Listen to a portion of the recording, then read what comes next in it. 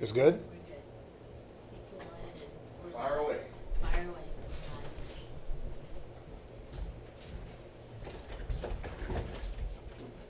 We're live? Shalom, Israel. Shalom. Welcome to another live class. We're here at 8524 South Bracewell Boulevard, Houston, Texas. Every Monday, Wednesday, Friday, Saturday. We got a school in Virginia. They're there every Tuesday, Thursday, and Friday. They street speak on Saturday. They're at 2610 Granby Street, Norfolk, Virginia, 23517. We're also out in San Antonio and New Mexico. If you need class times and days, hit us up.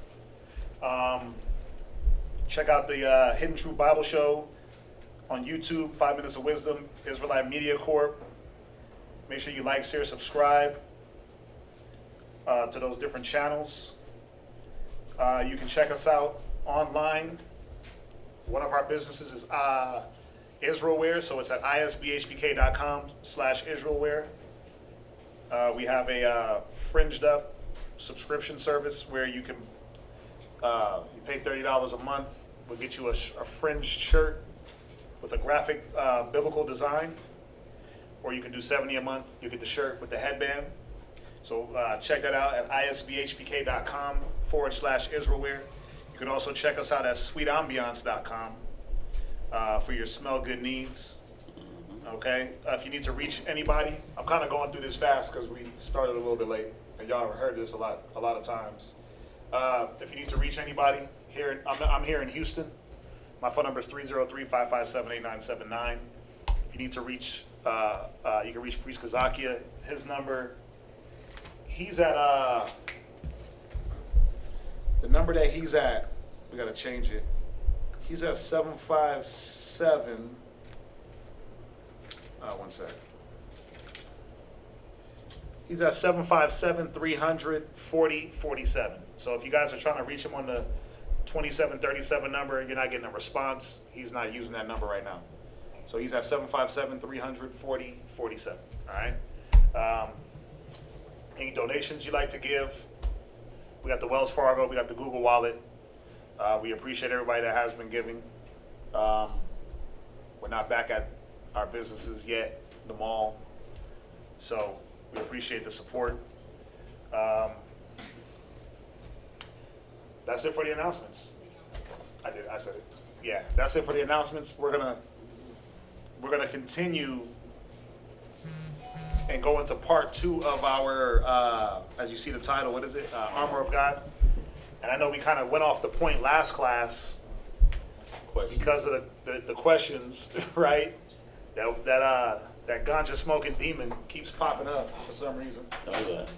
That ganja demon is heavy amongst our people. They'll defend that one to the death. You said what? They'll defend that demon to the death. Yeah, they'll wear that armor. They'll wear the ganja smoke armor, right? They'll think they got to put that on. But that's why it's important that we go over this so you can see that this is why you have to understand what the armor of the Most High is when we go through this Ephesians. Why it's important, so you don't fall to, just some cat that comes up talking about smoking weed is biblical, and it's going to get you into the spiritual realm, and it was found on Solomon's grave, and all the filth that they come with, right? I had this one dude, he tell me, he goes, why do you think they call it getting high? Because you're getting closer to the Most High. Yeah, but that's the foolishness, right? And we know that getting closer to the Most High, it's like if you want to get close to your love, what would you read? You probably read her memoirs or her diary, right? You understand her every thought. It's the same thing with this. You want to get close to the Most High, you got to get close to His Word. So, we know that there's certain things that are put out there that they're just put out there as stumbling blocks, stumbling stones, and that's what this armor is going to protect you against. Last class we went through and showed about how Satan, how he has a armor that he carries himself in, and he wants to cloak you with his armor, right? With his attire, which is the armor of lying, deceiving, cheating, stealing, right? All those negative attributes, right? We went through and we saw that Yahweh Shai, Wisdom of Solomon, right? We read that in Wisdom of Solomon, how he had an armor Come. for his specific job. So what we're going to do now, we didn't get a chance to really touch the class, Come.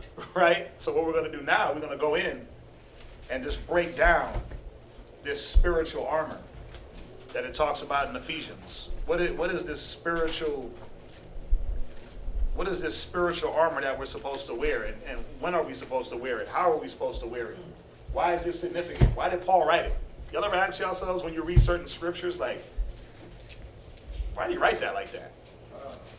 Put on the armor of God, like what? Right, let's go there real quick. Where are we starting? Ephesians 6, right? Yeah, Ephesians 6. Right. You ever ask yourself when you read certain scriptures, why was that written that way, in that particular way? Well, a lot of it was to spark the thought within you so you can have something to meditate on. The armor of God. Sounds interesting, right? Right. Let's see what this armor is. So, Ephesians 6 and verse 11. Ephesians chapter 6 and verse 11. Put on the whole armor of God. And that's the subject matter of tonight. The armor of God. And just like Quatzab was saying, the wording that Paul uses, put on the armor, you know, he's talking about he's talking about armor, like that a soldier would wear, but then he's paralleling it with the spiritual aspect, because he's not literally saying grab this big old breastplate, slide it over your head like the shoulder pads, get this helmet, put it on your head, get this belt, gird yourself up. But he's talking something more of a spiritual aspect. Read on. and let me say this just on that point too. It should be putting you in the mind state again. Why is it written, put on the armor? Well, that means I'm going to what? War. I'm going to war. I'm going to battle. You should be putting your mind in a state of battle. Battle consists of a few different things, right? What is one of the main things that battle consists of? Strategy, right? War tactic, right? What else? What entails that strategy? Fighting. I'm thinking, Well, wait, say it again. I'm thinking you're enemy. Before you get to that point, before you can outthink them, what do you have to understand? How they fight. Go back to last class. Wait, okay, so how they fight, but give me more. Go back to last class. Reconnaissance. Somewhat. What does reconnaissance allow you to achieve? Let's see what hurts them. See the chinks in their armor. Okay, so go back to last class. What scripture do I want? Who remembers?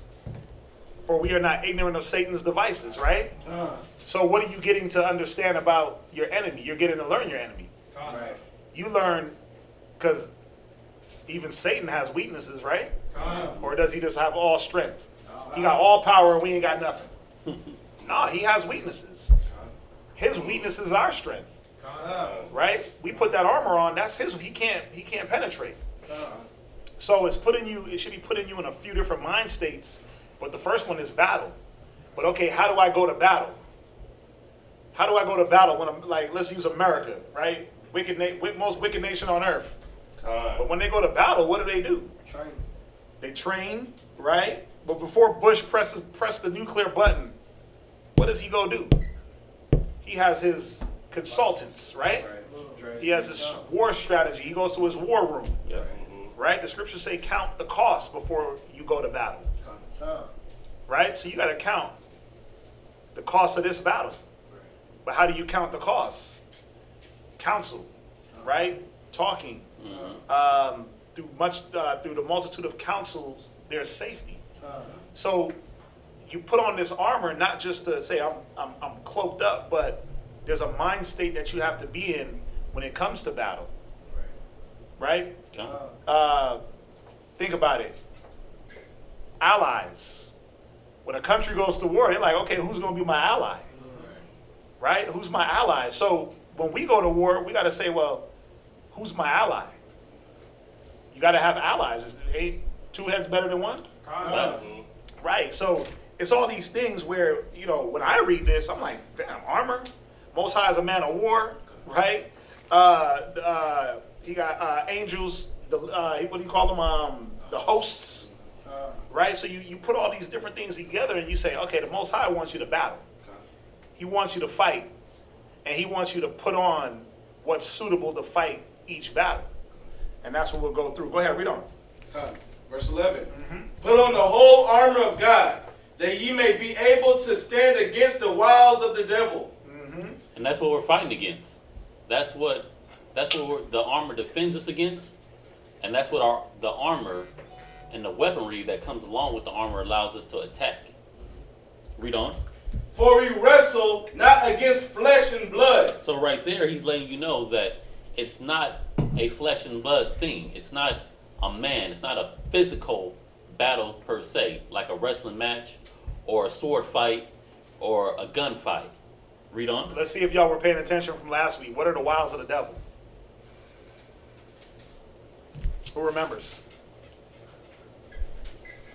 Remember, does Satan come? Does he come with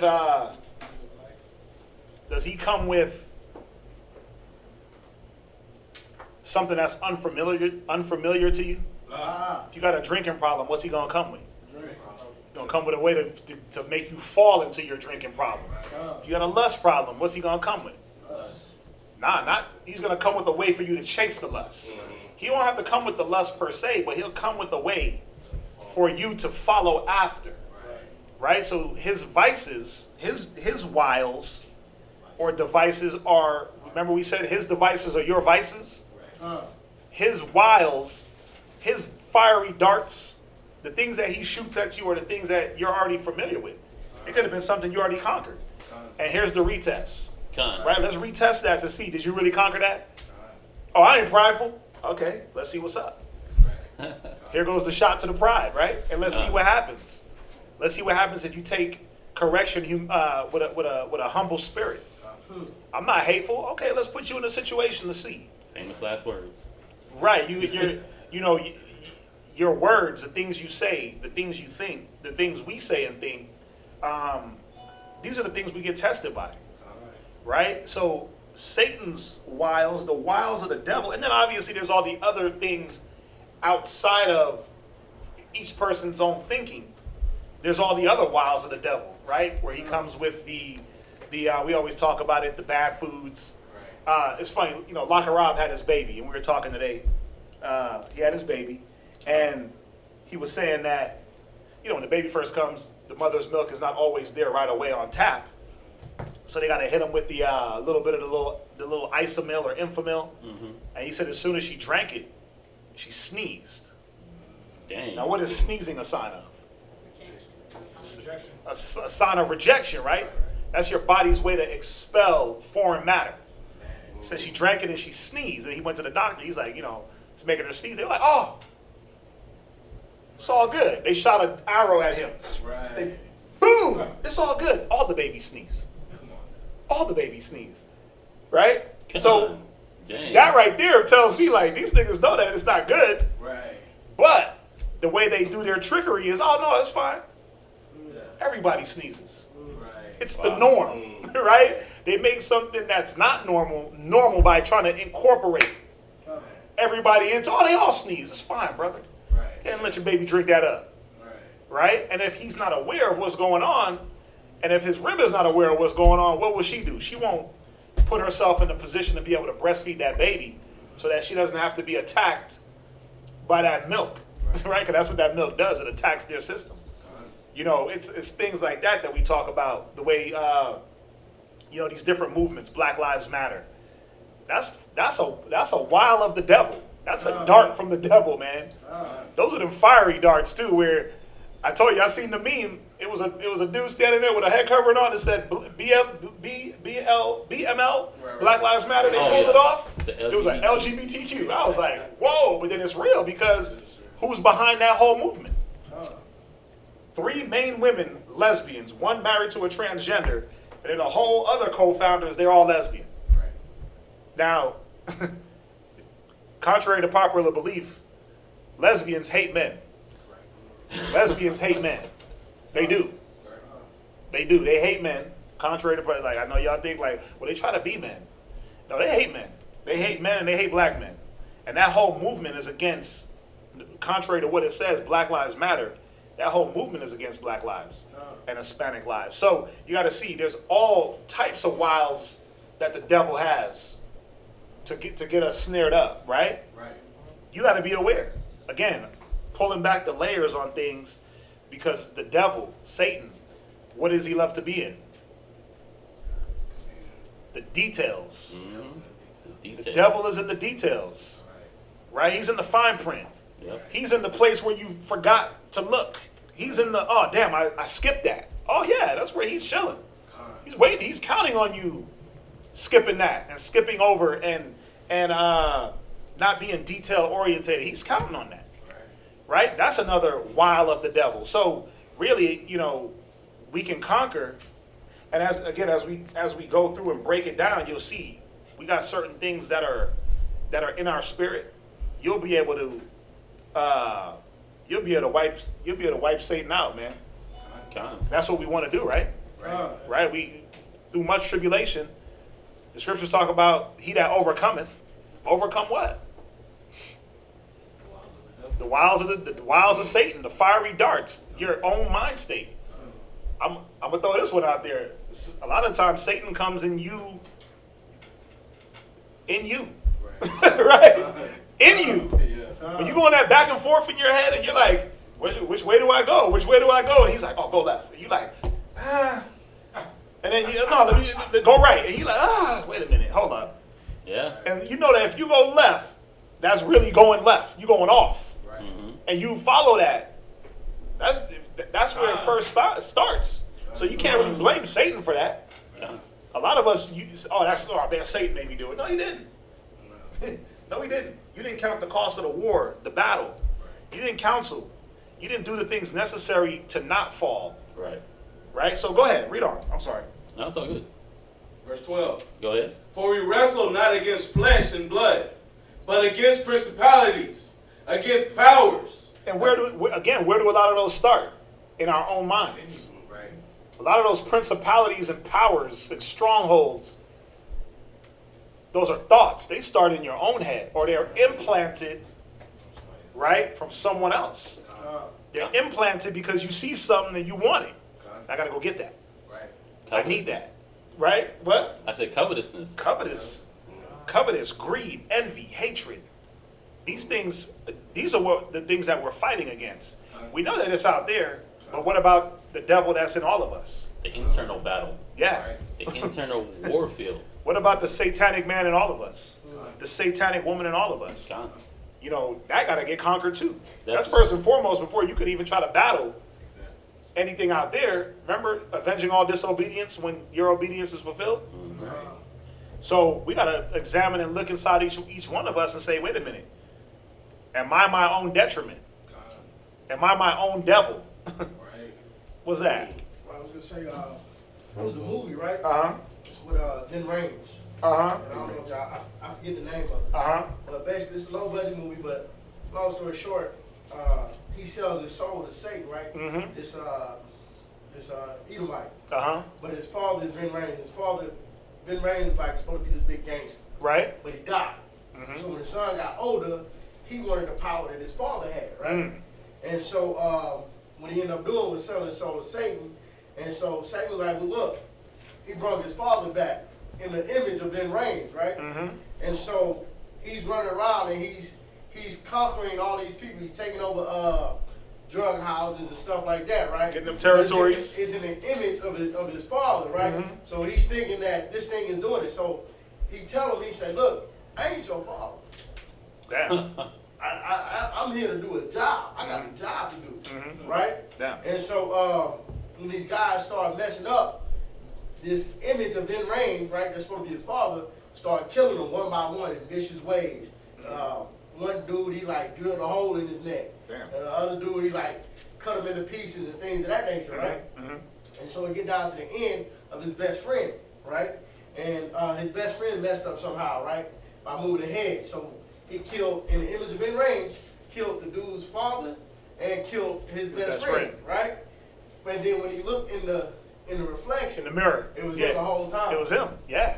Dang. Because It was him doing it. What was he chasing though? He was chasing those powers. He was chasing that power. And that's the thing, man. It'll blind you into doing the devil's work. Right? You'll be doing this. I mean, where does the spirit of Satan lie? In man. If you don't have this wisdom, if you're not armored up, the spirit of Satan will overtake you. Right? Just like in that movie. Right? Go ahead, read on.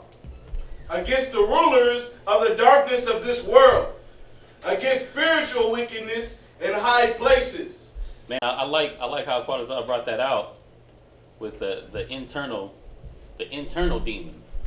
You know, Satan getting his hooks into you and puppeteering you from the inside. You know, it's just, it only takes a thought, and then that thought germinates and multiplies into other thoughts, and then you're starting to act on some of these thoughts. It's a powerful thing, a seed. One little seed can turn into a huge tree. So, Or you're using one negative to combat another negative. Yeah, you know, a lot of people, again, this is a war, right? It's strategy, it's counsel, it's counting the cost. And one way people destroy themselves is, well, I thought I was doing good by trying to do it this way. But you cause more harm to yourself and others because you didn't go about it the right way. So you try to use, it's like it's like a heroin addict. What do they do for a heroin addict when they're getting off the heroin? Where do they take them? No, well, they take them to, but when they start getting the shakes and vomiting and almost dying, where they got to take them? They take them to the methadone clinics. They got to hit them with a whole nother drug to subside the effects of the withdrawal, because the withdrawal from like heroin is so hard, you'll die during withdrawal. So they got to go give you a lower dose of heroin. yep. You see that? But how does that help? It helps to not make you die, but it still keeps you hooked to something. Right? Or I'm going to replace alcohol with pills, or weed with Percocet, or that, you know, the devices that we use. Remember, our devices are Satan's devices also. Our vices are Satan's devices. And it tells you about how we use the wrong devices to fix issues in Wisdom of Solomon, right? It says our devices are yet but uncertain. Why? Because we're using the wrong thing to try to kill spiritual wickedness in high places. Right. We think that rioting is going to kill spiritual wickedness in high places. Right. Not at all. You think that the weed man, alcohol, turning up, burning things down is going to kill spiritual wickedness. You can't combat spirit with flesh. Right? We learned that in Matthew's the 4th chapter, right? When Satan came to Yahweh Shai and he tried to make him do something carnal, what did Yahweh Shai battle with? The spirit, the scriptures. And then Satan caught on. He was like, well, let me get spiritual too.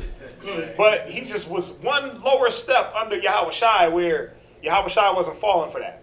You know, even in that instance, Yahweh Shai was displaying the armor. He was using the helmet, the belt, the breastplate, the shield. He was using all of the armor of the Most High in that instance. Yep. And I'm glad he brought it up, because I wasn't even thinking about it. But he uses all the armor effectively, and he shows us how we need to be using the armor. And he shows us what we got to use it against. What we got to use it against. Yeah. This is the most important part of this scripture, is understanding spiritual wickedness in high places. Like, what's that? Well, I'll show you. And I you know, a lot of us don't realize that. A lot of us don't know what candle magic is, right? Candle magic, fire magic. Yep. A lot of us don't know what that is, but you've been doing candle magic since the day you turned 1 year old. You've been doing witchcraft since the day you turned 1 year old, all of us. If you ever celebrated your birthday, when they sat you down in front of them candles and told you to make a wish, blow out the candles all in one thing, is a ritual. Make your wish in your head, blow out all the candles at once, and don't tell nobody your wish, and it's going to come through. That's spiritual wickedness in high places. Just because you're 1 year old don't take away the fact of what it is. But we've been subjected to that for so long, we just think like, oh, it's harmless. Just a birthday cake, just blow out some candles. No. You're performing a ritual, witchcraft, at early ages. Some of the sayings that we say, some of the well wishes that we wish for people, they're rooted in satanic belief. First and foremost, there's no getting around it. So, but we've been taught these things at an early age. So we grow up not realizing, damn, I've been doing spiritual wickedness all the way. I've been doing candle magic and witchcraft Since the beginning. since I was 1 year old. I'm 50 now. Wow. I'm 30 now. I'm 25 now. I'm 15 now. Like, you don't realize it, and then but when you just step back and you now examine your life spiritually and you say, wow, I see how I did that. I see now where all the negatives came from in my life, right? The celebration of Christmas. That's spiritual wickedness coming from a high place. That's all these demigods and gods mixed into one religion, right? That we're worshiping these gods with your gift. That's one God. With your tree, that's one God. With your Yule log, that's another God. With your mistletoe, that's a whole another God. You got 8 gods mingled in, right? And they can all the little Christmas dashing through the snow in a 1-horse open sleigh. I didn't even mention Santa. That's a whole nother thought process, right? Of putting the white man on top of everything that you believe, right? Church, Christ, white Jesus. That's a whole nother level of spiritual wickedness, where that puts you in the mind that the white man is in control of you. You've been taught that from the jump. Since grandmama and them had the photo in their kitchen with the clock, and then white Jesus with the thinking pose, Malcolm and Martin on each side. Now it's white Jesus, Malcolm Martin, and Obama. Now, right? Now it is them updated photos. And on the other side of the room, you got the Last Supper with the white Jesus. With the white Jesus over there. And all the white apostles. Yeah, Bob Marley on one side. Yeah, all that. The ganja in his mouth. But we got to see, but we've been serving spiritual wickedness for a long time. On so many different levels, so many different things we would never think. And this is how you do it. Think about all the things that we celebrate and we do scripturally, and think about what the world does. And think about how much spiritual wickedness they give themselves to on a daily. Right? Go ahead, read on. Concert. Verse 13. Uh-huh. Wherefore, take unto you the whole armor of God, that ye may be able to withstand in the evil day. Yeah, and we went over this evil day in last class, if you remember. The evil day, like Quadzab is bringing out, it starts in your thought process. Once it's in your thought process, it happens in events throughout the day. This is a wicked and adulterous generation. The times are evil. You know, you got the coronavirus ramping up again. Man, you got homosexuality on an all-time high. Bro, it's like a normal. It's like what brother was talking about, his son growing up. You're going to have to get birth certificates from people to find out if this was actually a girl that he's dealing with. Yeah, true. Same thing with women. Shoot. Women nowadays, the transsexual women, they look just as manly as any man ever. Shoot, I seen the chick pumping iron, beard, masculine, looking swole house. That's a woman. Born a woman. And the scriptures are showing us that it starts in these high upper echelon places, and it just trickles down to the masses. That's all it is. It just trickles down to the lower level people that wanna be weak minded, that just don't want to be ignorant, that just don't know any better.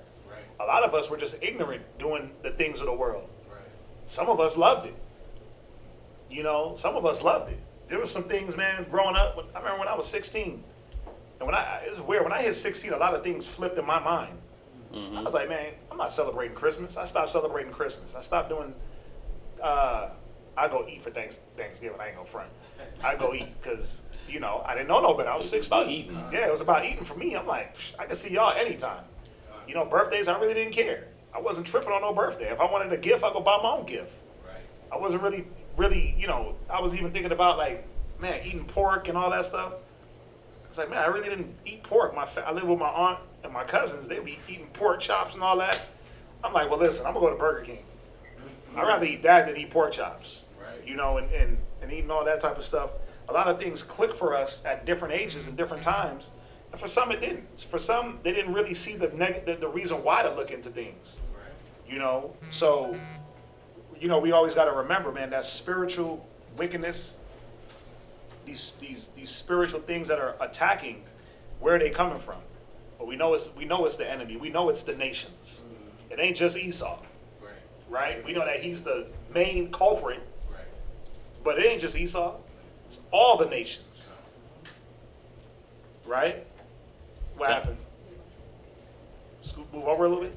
Oh, okay. Both of us are just. No, go to the middle. Yeah, go ahead, read on. Yes, sir. And having done all to stand. Verse 14. Stand. Yeah, having done all to stand. Now, doing all that you can do to stand is not slacking off. That's being prepared. Move over. Let's see here. Move, sit behind that. Go ahead. That's being prepared when it comes to your knowledge. That's being. Social distancing. We're going to be in here with our Mortal Kombat mask. Right? Social So, distancing. you got to do everything that you can do to stand. Right. And as far as when it comes to the scriptures, when it comes to being in the truth, it's like, well, you got to know what you're standing on. You got to know what you use to stand. We're standing on the truth. And, well, you know what? Let me not jump the gun. Read on. Yes, sir. Stand therefore, having your loins girt about with. Having your loins girt. Now, girding your loins, does anyone know what girding your loins is? Does anyone even know what the loins are? Ribs. No. That's one. Yes. No. Wait, what? Right? Right. Your loins, right? It's your loins. From here to here No. are your loins, Con? right? Go ahead. Con. You asked another question? Oh yeah. No, that was a question. If Oh. anyone knew what the girding the loins are, girding up your loins. Right. Now, when the scripture says having your loins girt, when you look that up, it's about getting yourself tight and ready to get to work. Not all loose and relaxed and flowing. Right. Like when we had a longer garment on, we would pull that garment up and we would tie it up.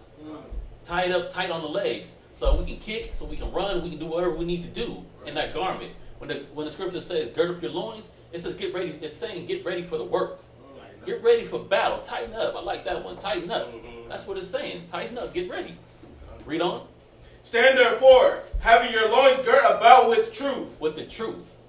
Now this truth is a protection. It's clothed about you. It's what you're tightening yourself up with. Hold that, and someone else give me Job chapter 29 and verse 14. Again, ask yourself the significance of your loins and the significance of the truth. Why didn't he just say wear a cup, like in football? Actually, drop that, Jobs. Give me Psalms 132 and verse 9. Why didn't he say gird your loins with the finest linen? Come on. Well, because nothing carnal was going to protect you in this environment, in this spiritual environment, right? Right. Your loins. Think about it, man. You get hit in the loins, you're done. Man or woman. You get hit in the loins, man, you're finished. Right? And you know, that stomach is talking about get your stomach, you know, when it tells like gird up the loins of your mind, or it tells a woman, because it tells a woman. When you read it tells you in Maccabees where it says she Womanly loins. right. It was talking about, man, get prepared. Come on. Get your head in the game. Get the jitters out. You know, think about when a person, you watch like TV show. My favorite one was Bad Boys 2 or Bad Boys 1. Every time Martin see a damn dead body, what he do? He start vomiting. He got weak loins, man. Right. Every time he see a dead body, right, he want to vomit. Come on. The scripture is saying, gird up your loins with truth, right? So go ahead. Oh, that's Psalms 132 and verse 9. Psalms chapter 132 and verse 9. Go ahead. Let thy priest be clothed with righteousness. So right here it's saying We got to be clothed with these things, with righteousness. Righteousness isn't a shirt that just says righteousness. It isn't some pants that just say righteousness. These are your acts. This is a pathway. This is a way of doing things. Read on. And let thy saints shout for joy. Yeah, so I just hit this real quick, just on the sense of this girding yourself up, girding your loins, clothing yourself. It's with righteousness. It's with an act and a way of being. From there, give me Isaiah chapter 61 and verse 10. Isaiah chapter 61 and verse 10. And it's almost like with the superheroes. When the superheroes put their costume on, they're like, suit up. Suit up. Iron Man tap his chest and his whole Iron Man suit comes on him. Captain America gets his whole uniform on because they're girding themselves up. They're girding up their loins for the battle. No, go ahead. Oh, they're preparing themselves for the war. Mm-hmm. Of course, I'm talking about like comic book heroes and stuff like that. But it's still any man in the military when they're suiting up, they're putting on their war attire. They don't just go out tennis shoes or flip flops and a tank top and shorts. That's right. No, they gird up their loins. They get their pants. They tucked into their boots. They got their boots strapped up, tied all the way. They don't got them like just a couple of strands tied up loosely. No, they got it tied all the way, laced all the way to the top and tight. They're girding themselves up, getting prepared for that battle. Read that Isaiah 61 and 10. 61 and 10? Yes, sir. Isaiah chapter 61 verse 10. Uh-huh. I will greatly rejoice in the Lord. My soul shall be joyful in my God. Go ahead. For he hath clothed me with the garments of salvation. Now these garments, these holy and righteous garments, these spiritual garments, this is your salvation. This is what's going to bring you deliverance. This is what you're going to use to protect you while you're out in the world, while you're dealing with the wiles of Satan, while you're dealing with the wiles of your own mind. Read on. And the first thing you were supposed to put on, think about it. When you get dressed, you put on your shoes, then your pants, and you put your drawers over. No, right? They call you Captain Underpants. Oh. No. You put on, you cover your loins. Right? You cover them secret parts. Right? But he's saying cover it with the truth. And the reason why, we're going to go into it and we'll show you there was characteristics even of the truth itself. Right? Go ahead. He hath covered me with the robe of righteousness. Read. As a bridegroom decketh himself with ornaments. Go ahead. And as a bride adorneth herself with her jewels. So we just bring this out saying that getting yourself ready for battle, it's a beautiful thing. You're girding yourself up with these, girding your loins up, being clothed in this righteousness, being clothed in the truth. It's not a cardinal thing. That's why I had to look over at you when I said it. But it's a spiritual thing. You're beautifying your spirit, but you're also in this beautification, in this purification process, you're readying yourself for the battle. Give me Revelation chapter 7 verse 14. And we're going over these different spiritual garments in reference to girding up your loins, because it's covering yourself. Who got the Revelations? Now ask yourself, which one of y'all would run outside without your pants on? Huh? Wait, what? Y'all want to run outside as nudists? What? Which one of y'all would run outside without your pants on? Then why do you do it in the spirit?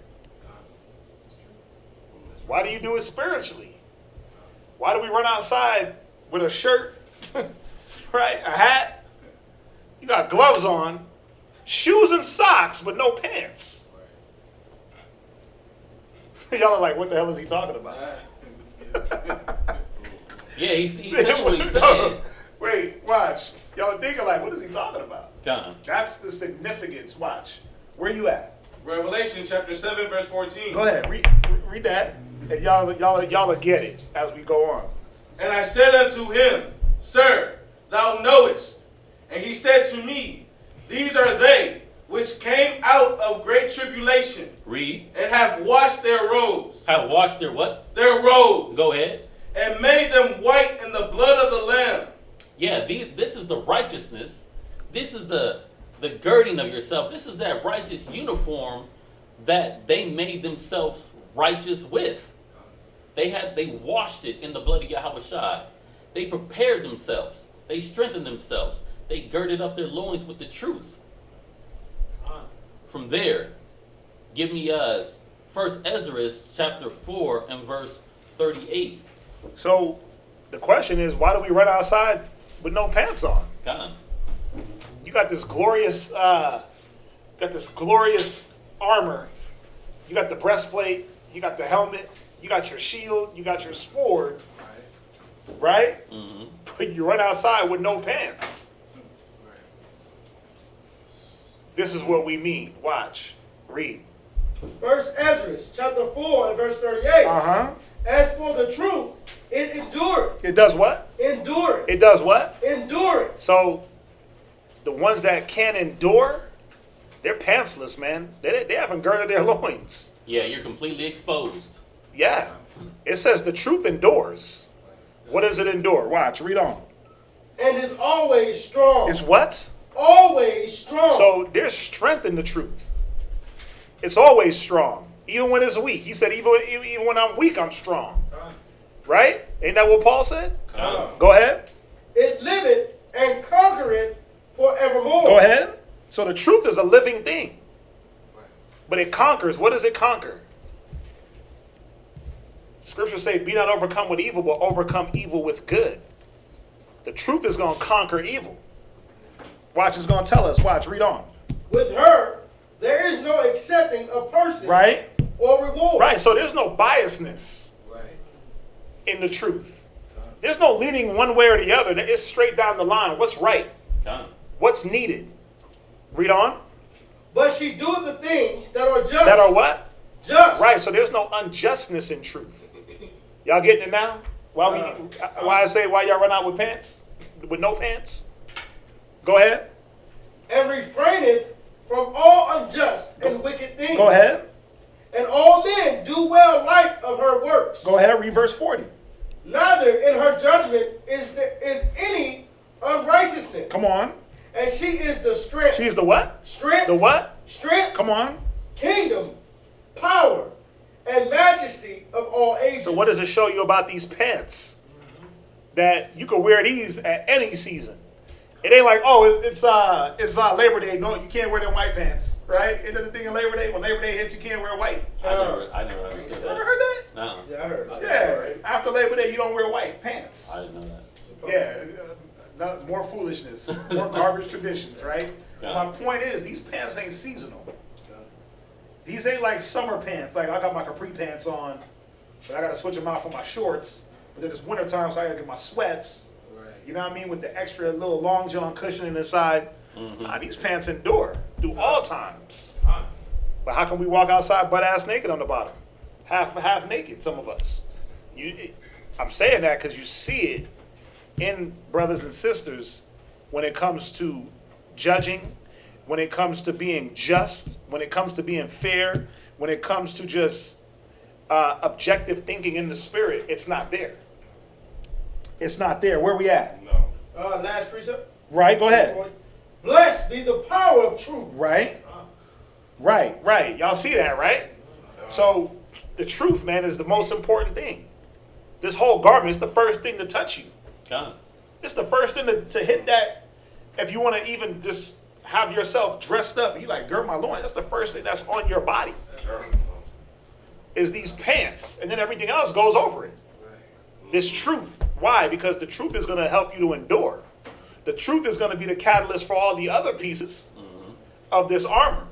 They all coincide, right? Like a nice little knit glove. You know when you they put on their it's like the superheroes, man. Yeah, like it's seamless. It's seamless, right? It just all links up. Boom. Y'all watch Batman and Iron Man. Yeah, like he's like, and all of a sudden, right? Yeah. But before he was doing that, He had to get the little piece. he had to get the pieces. Every piece had to snap on, but they had to go on in order, right? For it to work. You didn't see Iron Man run out without the pants on. Nah. He couldn't. He'd be exposed, and it's showing you that's a breach. A lot of us get overtaken because that part of your spirit is uncovered. It's unchecked. It's unaccounted for. And that's where Satan is like, oh, man, right in the knees. Oh, come on. I'm going to hit him right in the loins. Guess what? He's going to bow his loins to every little woman he sees. Right. He's going to be a little lustful demon. She's going to be a little lustful hoe. Come. Right? She's going to bow her loins. I'm going to get him in the loins. Dang. Right? It'd be pretty easy to take somebody out without not being girded up. Yeah, it's easy. I'm going to just use the thing that's exposed. Right. And let that be your downfall. That's all Satan does. He just offers you the feel-good method. Right? So again, if you burn it in the loins and they're not girded, they're not covered, they're not protected to endure what is going to, will fall each and every man, you'll fall to that. Come. Very simple. Where you at? That's it on that. I was just going just on what you said with the breach. Proverbs 15 and verse 4. Proverbs chapter 15 and verse 4. Because that breach is real. You running out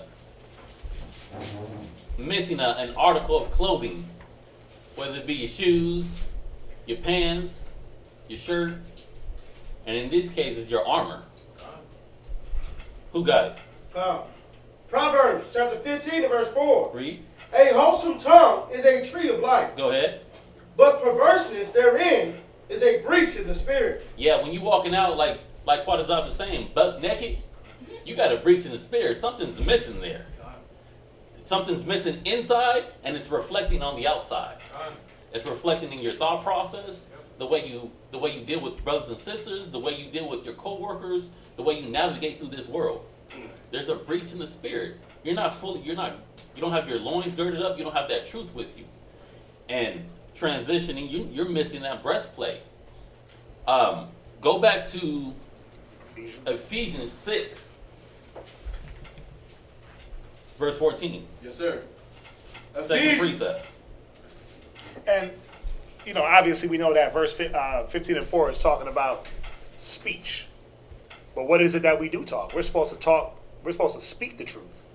Right? Because it says a wholesome tongue is a tree of life. What does a wholesome tongue speak? It speaks the truth. It speaks justly. Come. Right? All the things that we read here in Second Esdras, right? This is what when you do speak should come out. It should be the truth. Right? And With the it said, proverb. beholding evil and good. Say it again. The rest of this verse, the tree of life beholding, the wholesome tongue is a tree of life beholding the evil and good. Where you at? Proverbs 15:4. Right, a wholesome tongue is a tree of life, but perverseness therein is a breach in the spirit. What you reading? Is that the end of that? That's the end of that, yeah. Yeah. What else? Yeah, a wholesome, Proverbs 15 and 4, a wholesome tongue is a tree of life, but the perverseness therein is a breach in the spirit. Oh, you're probably looking up at verse 3. Every eyes are in every place beholding the evil and good. Yeah, I think you're looking at 3. well, I think you're mixing 3 and 4 together. Come. Yeah. It's all good. Watch, go ahead. Jump back to Ephesians. Ephesians chapter 6, verse 14. Stand therefore, having your loins girded about with truth, Go ahead. and having on the breastplate of righteousness. Okay, so the next article of this armor is the breastplate of righteousness. Pause real quick. Let's just ask, what does a breastplate do? Let's get them a little bit more involved. Come. What does a breastplate cover? Your chest. Raise your hand. Protects your chest, protects you from getting stabbed, getting hurt. Okay. It protects you actually your lungs, liver, heart, basically your stuff that keep major organs that keep you surviving. Okay. Y'all missing one. What else does it protect? How do you put it on? How do you put go back to your favorite Roman movie. How did they put their chest plate on? It was one piece that went over their head. Did it just go over the chest? I went over the whole torso. What about their back? Covered their back too. Come. Right? Yes, sir. It covered their back because you had cats that was firing arrows. If you wielding, bing, bing, bing, bing, bing, and there's a dude, an archer behind you, bam, hits the armor, boom, protected. So that breastplate, remember, all you got to do, let's make it logical. And just think back to one of your favorite movies, right? Think back to, what was the movie? I think it was like King Arthur or something like that. That was a good one, like The Last Knights or something like that. Yeah. But when they took off their when they took off that chest plate, they took it off over their head, but that chest plate covered shoulders, right? For the brothers that were here last Passover, they made us the garments and they had the chest plates. And mine just went, I know I had one, thought I wanted to have one, but it went right over my head, but there was a piece that went down. There was a small piece in the back that went down. It covered the arms, right? And it went all the way down. So just think about your favorite movie to make it, to make it, to be able to conceptualize what this is saying in the spirit so you can see it in the carnal. That chest plate, yes, the main piece, right? Dun, dun, dun, dun. The S on your chest. But it also covers your back, Kind right? Go ahead. of like shoot. You can even think about modern terms outside of the movie. Think about a bulletproof vest. Same idea, same concept. The bulletproof vest. You get hit in the front, protects you. Get hit in the back, protects you. All angles is protecting, like Lewis said, all your vital organs. But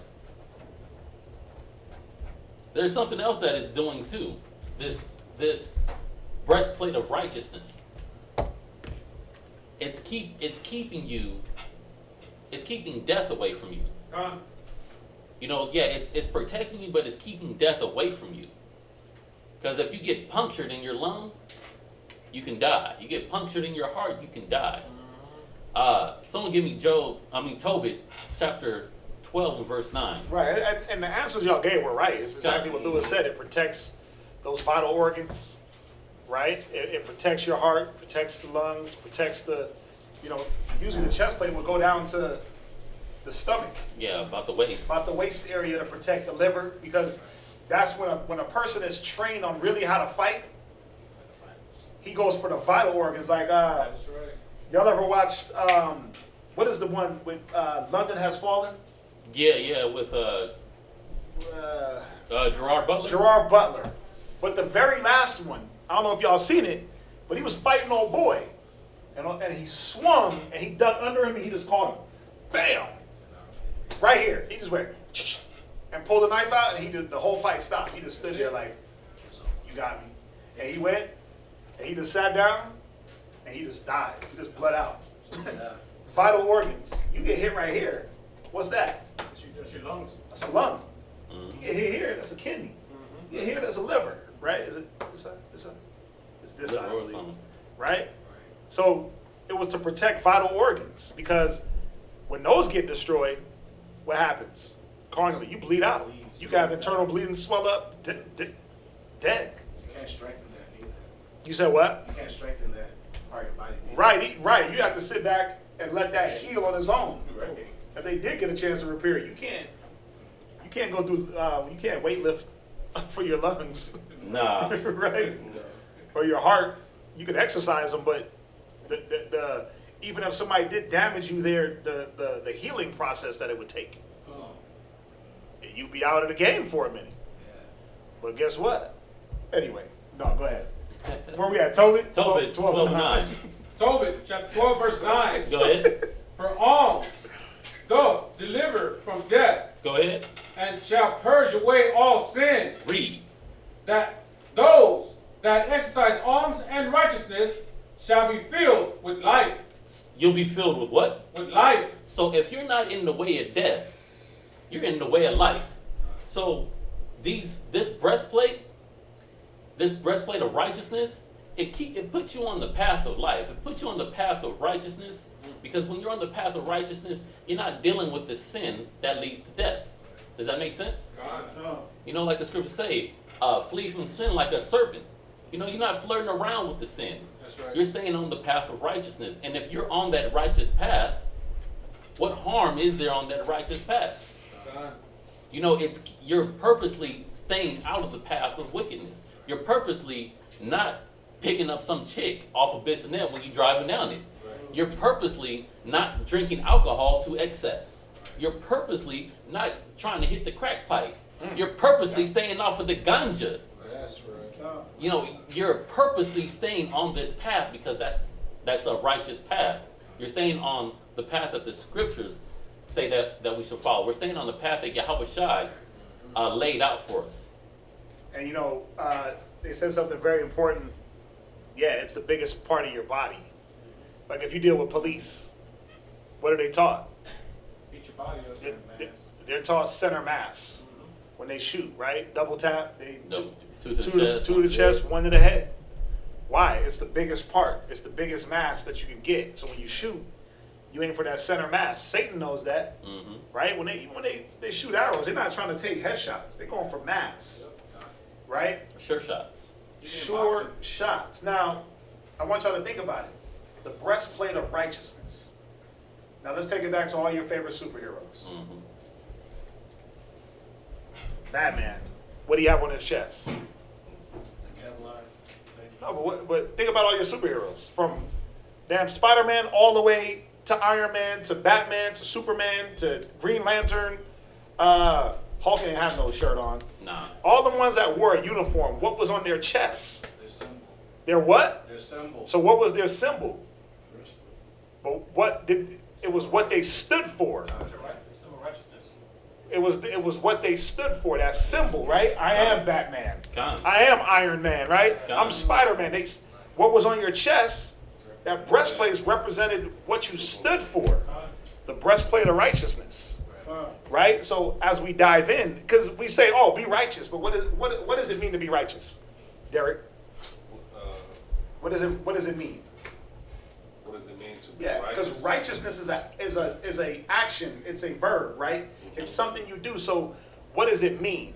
Because we always say, oh, you gotta be. We try to get righteous, try to get right. But what does that really? What does it mean? To you, there's no right or wrong answer. Okay. Being righteous is living by the word of the Most High. Right? Okay. Yeah. I mean that entails it in a nutshell, right? Just live by the word. But really, truly, okay. You got a lot of men that live by the word of the Most High. They live by some words, and not so much some of the other words. Right. So you see how we got to go a little bit deeper into what does it mean to live righteous, because righteousness to everyone could be different. Well, my righteousness is in my beard. My righteousness is in my garment, my physical garment. That makes me righteous. Is that what it is? So if I got the beard, the fringes, the hair wrap, the skirt, but I'm doing negative on the low, does that make me righteous? No. So righteousness has to be defined as something else. It's not just what we want to make it or the little parts that we do. Righteousness is something. Right? What's that? So basically, what you're saying is righteousness is the standard what that we go by. Like But the standard of the scriptures. Thank you. Is what we following. Righteousness That's is a standard. right. And it's not a standard that we've made up. The church got a level of righteousness, right? And what's their level of righteousness? Well, we're going to talk a good one. We're going to act like we down for Christ, but we're going to do everything against Christ, right? And do it even if you show them, well, that ain't my Jesus. Their level of righteousness is on one level. Muslims think they're righteous. That's on a whole other level, right? Buddhists, they think they're righteous. Gandhi thought he was righteous. Columbus thought he was righteous, right? He killed in the name of the king and the queen, right? The religious crusaders thought they were doing righteous, right? When they were killing in the name of Christianity or killing in the name of Islam. So we got to see that righteousness, that when you puff out your chest, right? When you stand up and your chest is puffed out and that symbol is on your chest, what is it that you really stand for? That's what you got to ask yourself, right? What is this breastplate? So where we at? We're at Proverbs chapter 11 and verse 6. Go ahead, somebody get that one. Right, their emblem, their signet, right? It's what they stand for, like Batman. What was on his chest? They throw that Batman sign in the air, he was there. Right? Green Lantern had his sign, whatever it was. What was it? I don't know. little weird thing. The lantern. Okay. See. You know what? You know what? Drop that one and just on what you're saying, because and being that you're talking about superheroes and stuff like that, you know, I always liked origin stories, how a person begins. And I was talking with Karataza about this. You know, a person, when they're starting in their righteous path, this breastplate of righteousness, it actually gets stronger and stronger the longer you're wearing it. Right. But then when you decide you want to take it off, well, then that's when you're exposed. That's when you get all hit up in the chest. That's when all those demons that has plagued you in the past, all the demons of that old man come back up, and they're able to stab you in those vital organs, make you regress. Instead of you continue to progress by wearing that breastplate of righteousness, you're getting weaker. But with the breastplate of righteousness, just like going back to like how he's talking about the superheroes, when they first start, when they first know about their power and how they can do something, they can make a difference in their life or in the lives of other people, it's not 100% on point. You notice that? They're not like just perfect. They're training. And the more they continue in it, they get better in it. They get stronger and grow stronger and stronger. And that's how the breastplate of righteousness works with you.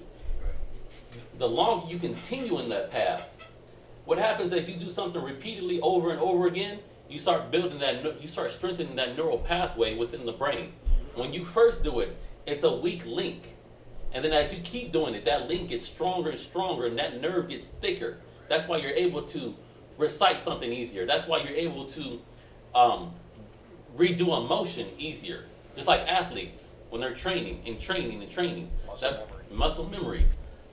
This breastplate of righteousness, the longer you're wearing it, even the whole armor, the more you're wearing it, the stronger it gets. And that's why I like the superhero analogy, because the superhero, even in the development of their breastplate, it gets better and better.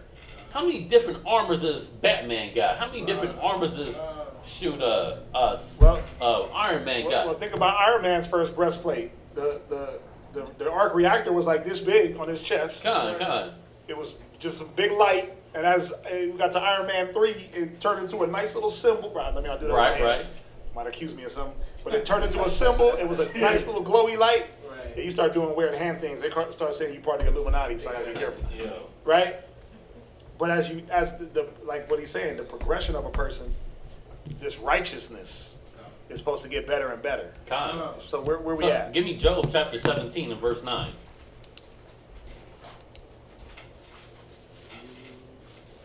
Job chapter 17 and verse 9. Job chapter 17 and verse 9. Job chapter 17 verse 9. Read. The righteous also shall hold on his way. That breastplate, that righteousness, you're going to hold on to the path of the righteous. You're going to hold on to that boldness, that strength that you get through the scriptures. Read.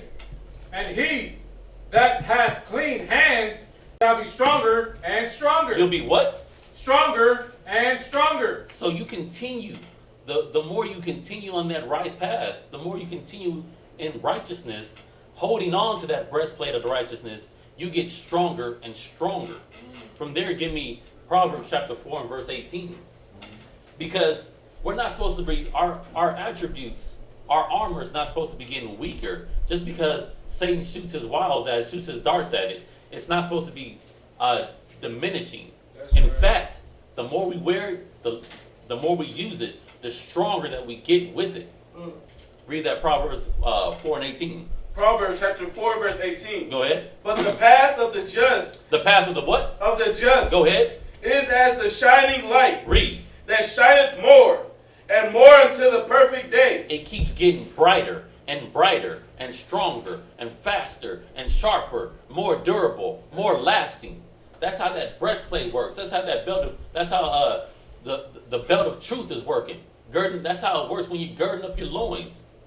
The longer you're in this, the better you get with it.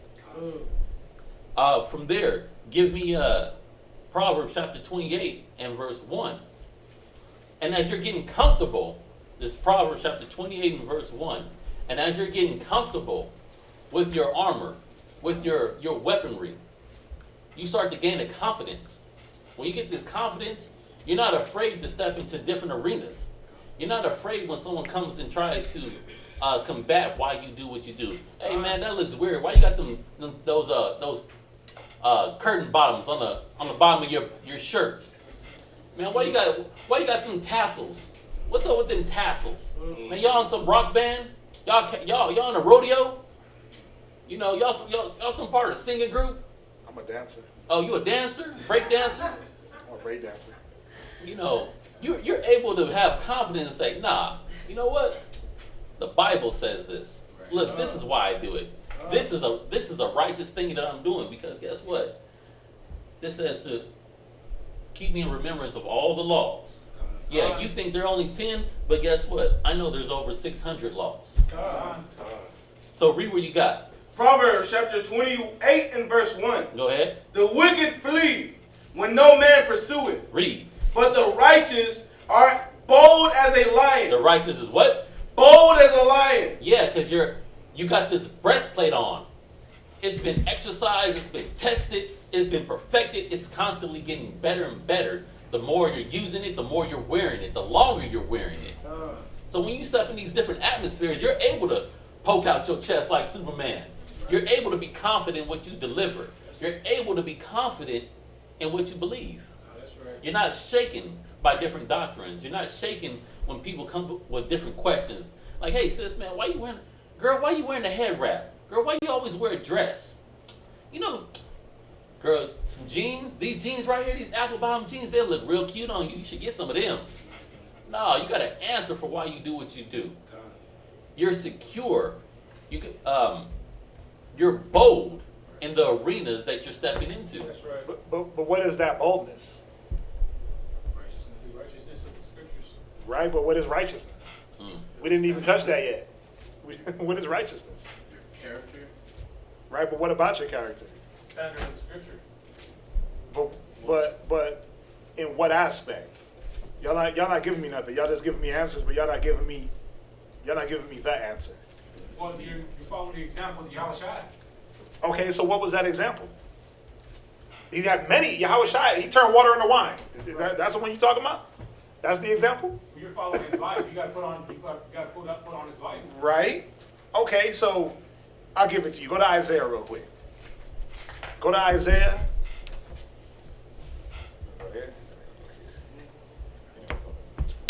Go to Isaiah real quick, 11.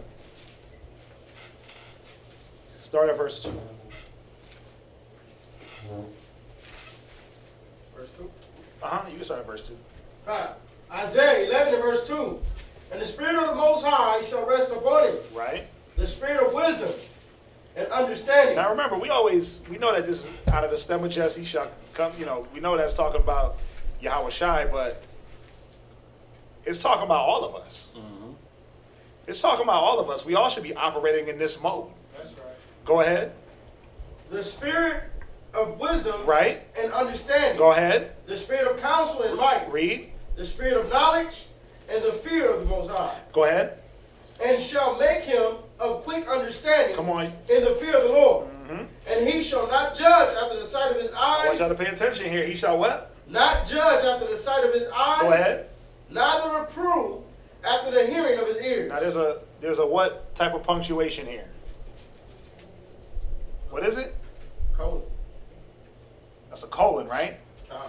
So that means that the next sentence is going to explain what was just read, right? So what is righteousness? Go ahead.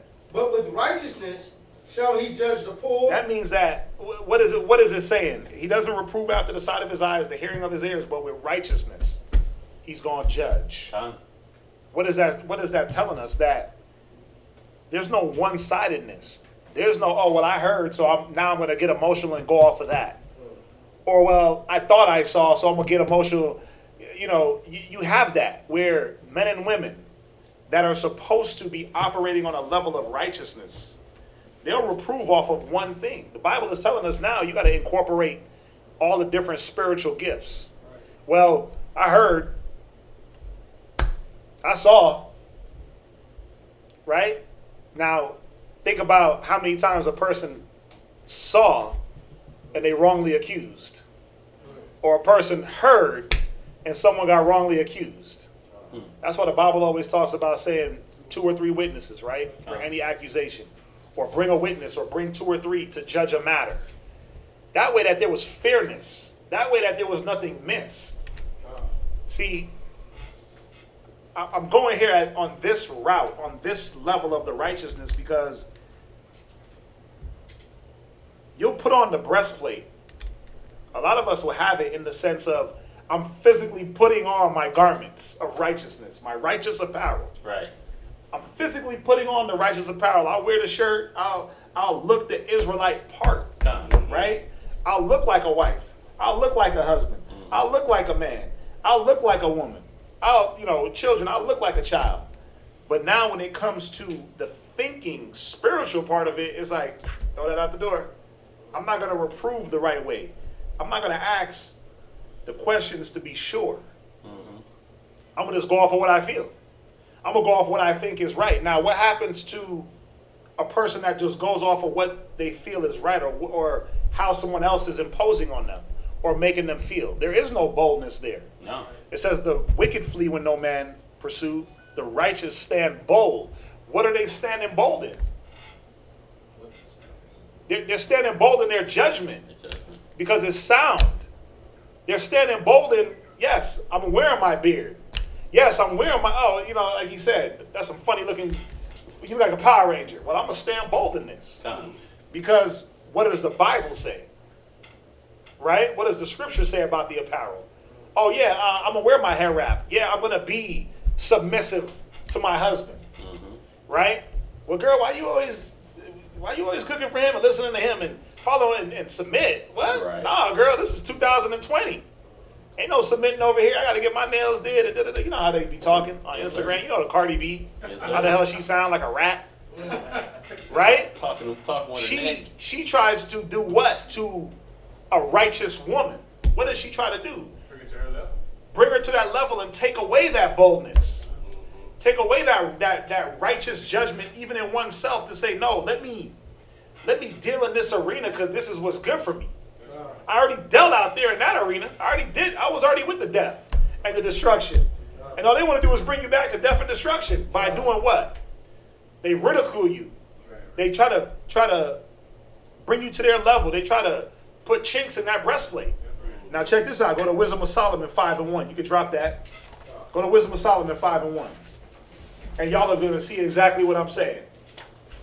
Y'all with us so far though? Okay. Just making sure. I don't want to be losing nobody. Go ahead. Wisdom of Solomon, chapter 5, verse 1. Come on. Then shall the righteous man stand in great boldness. He shall do what? Stand in great It boldness. says the wicked flee when no man pursueth, but the righteous stand bold as a lion. I can stand bold in the word. I can stand bold in the things that we have to do in the word and not be ashamed. Right? Oh man, let me hide my garments.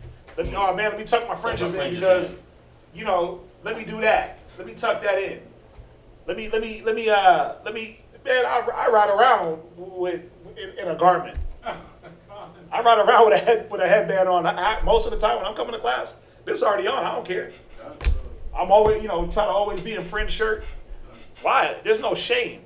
You an Israelite? Con. Hell yeah, I am. There's no shame in what the world says. Oh no, you got to dress this way, or no, you got to be this, or you got to be that. Go ahead, read on. In great boldness before the face of such as have afflicted him. Go ahead. And made no account of his labors. Read. When they see it, they shall be troubled. Come on. With terrible fear. And this is why that breastplate, that righteousness is so important. This is why you got to stand bold. Because when the time comes, when it's time for your salvation, it ain't about, they were laughing at me because I had my garments on, so I took them off. They were laughing at me because I was disciplined. They were laughing at me because I was under the shackles of wisdom. That's how some of y'all be feeling like, oh man, my homeboys and them, man, they talking bad about me because I'm always with y'all. And I ain't kicking it with them. You are supposed to be able to stand bold in that later on down the line. That's right. But some of us ain't going to be able to stand bold in standing up for righteousness. You know why? Because you let the ones that were afflicting you impose on you and pull you out of right judgment. Now you just like them. Read on. And shall be amazed at the strangeness of his salvation. Go ahead. So far beyond all that they looked for. Right. And they, repenting and groaning for anguish of spirit, Right. shall say within themselves, Go ahead. this was he, Right. whom we had sometimes in derision, Go ahead. and a proverb of Now, reproach. that's how we feel sometimes, like a proverb of reproach. A proverb and a byword. To your family, to your friends, to your loved ones. But guess what? Who cares? That's right. Who cares, man? God. It should be easier for you. That's less baggage for you to drag around, right? That's right. That's the way I look at it. Good. That's one less person to argue with, fight with, go back and forth with. You go do you, man. Done. Read on. We fools accounted his life madness. And that's what they look at us like. We're madness, right? The scriptures say we're the offscouring of the earth. Done. We're crap and everybody else is great. God. They look at you like you mad. You start growing your beard out, start looking crazy. Like, man, nigga, you crazy looking. What happened to all the sharp edge ups and the nice shaves you used to get? Now you running around in these fringes, man. What happened to the Gucci suit?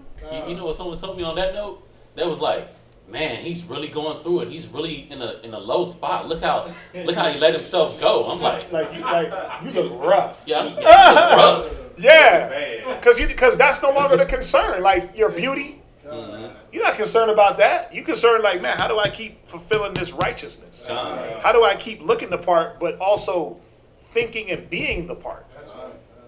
They're looking at you like you crazy, like you mad. Christ is black. Nah, nigga, that's nuts.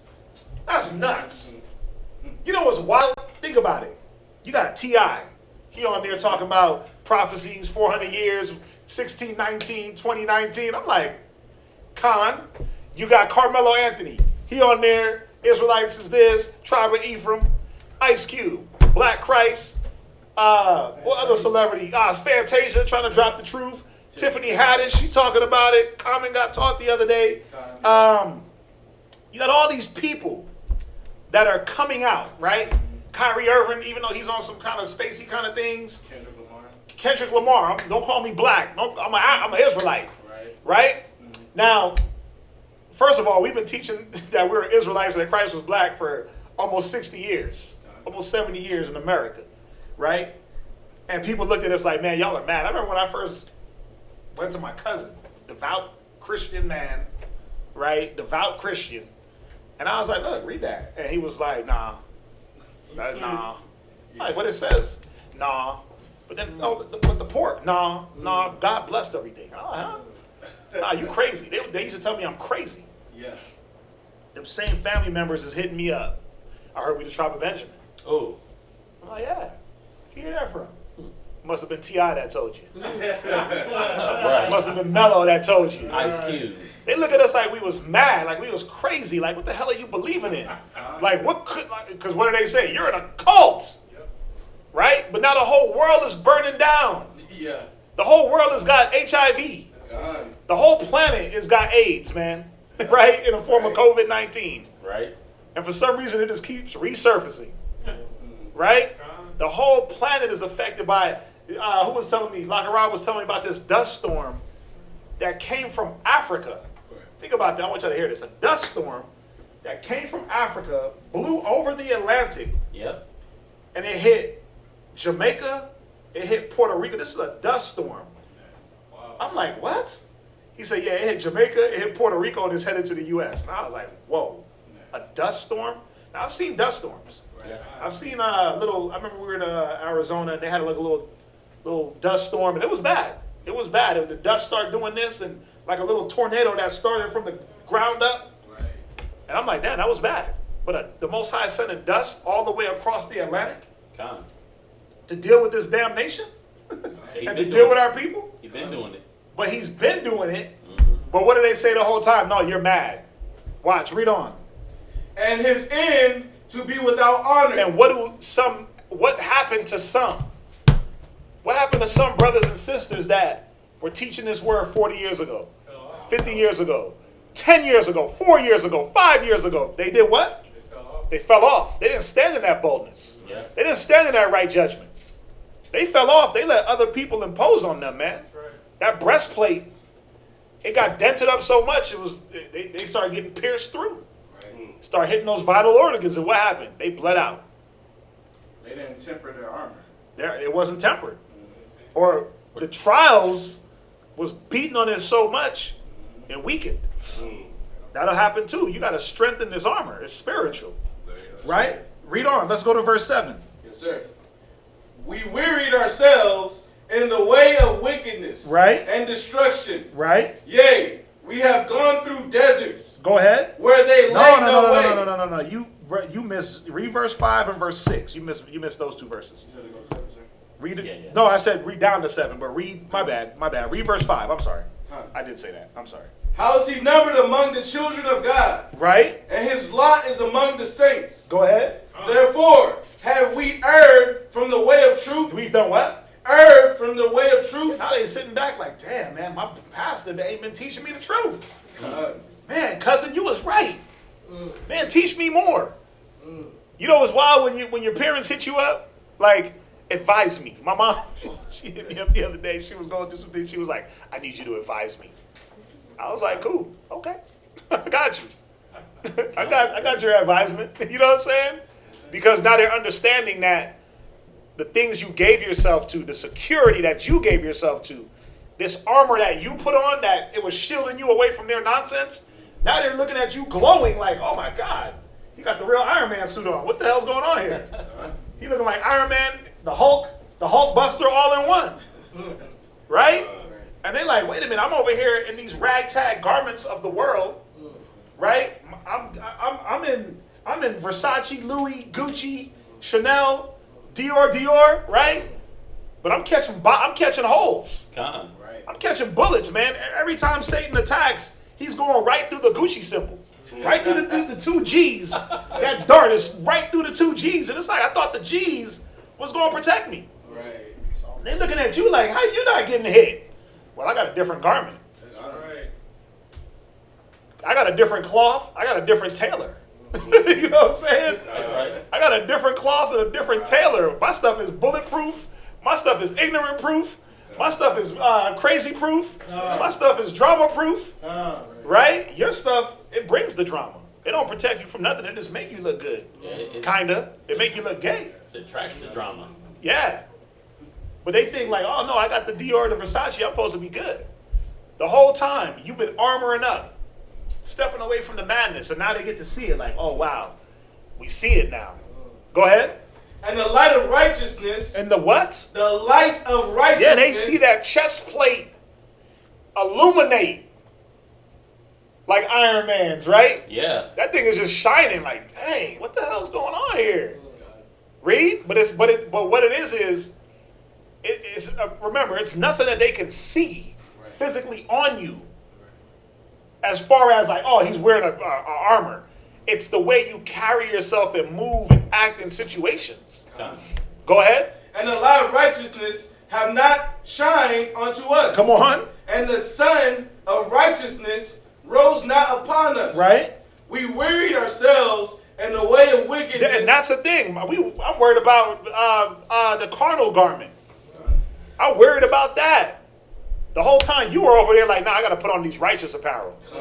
I'm not going to be with the gangbangers, the drug dealers. I'm good on that. That's right. I'm grown, so let me act grown. Con. Let me put on grown people wear. That's right. Right? You got a lot of our brothers and sisters still running around in kiddie wear. Your pants is still hanging off your ass mentally. Right. Con. Your pants is hanging off your ass in the spirit. Con. You still looking like a thug in the spirit. No matter how much fringe you wear, no matter how much you try, because you're not doing it the right way. Spiritually, your pants is hanging off your ass, or you walking around the mall in lingerie, if you're a woman. Spiritually, some of y'all are cross-dressing. Oh. Cross-dressing spiritually, man. Still, grown-ass man trying to hit Victoria's Secret, not for the cologne. Read on. And destruction. Uh-huh. Yea, we have gone through deserts. Right? Where there lay no way. Read. But as for the way of the Lord. See, now they recognize that, wow, this was the way of the Lord.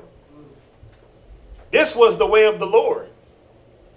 Go ahead. We have not known it. Yeah, we thought it was something else. Con.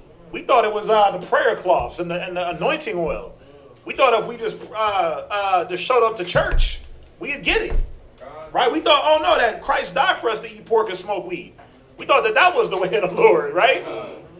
But no, the whole time you're over here doing a totally different thing, or should be. Right? And that's what that righteousness, that boldness, standing rooted and grounded. Not letting somebody come and shake you like some damn tree, man, blow you over. That's it. Right? What's the next point?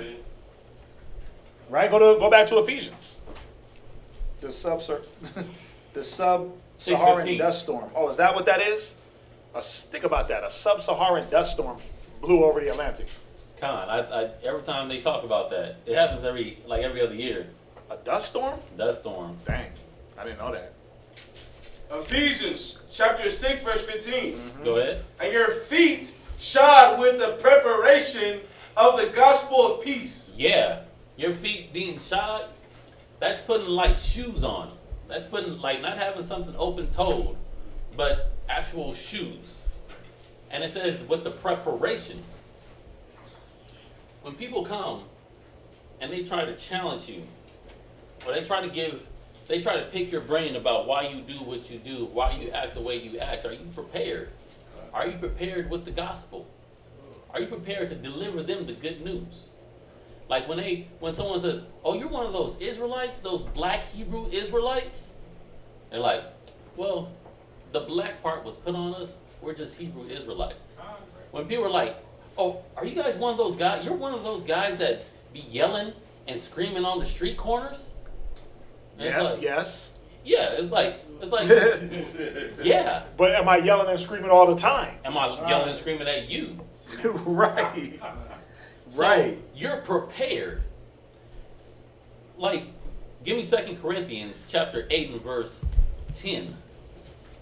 Understand, it's showing you that the way you walked in the Word, the way you walked with the Word. Mm-hmm.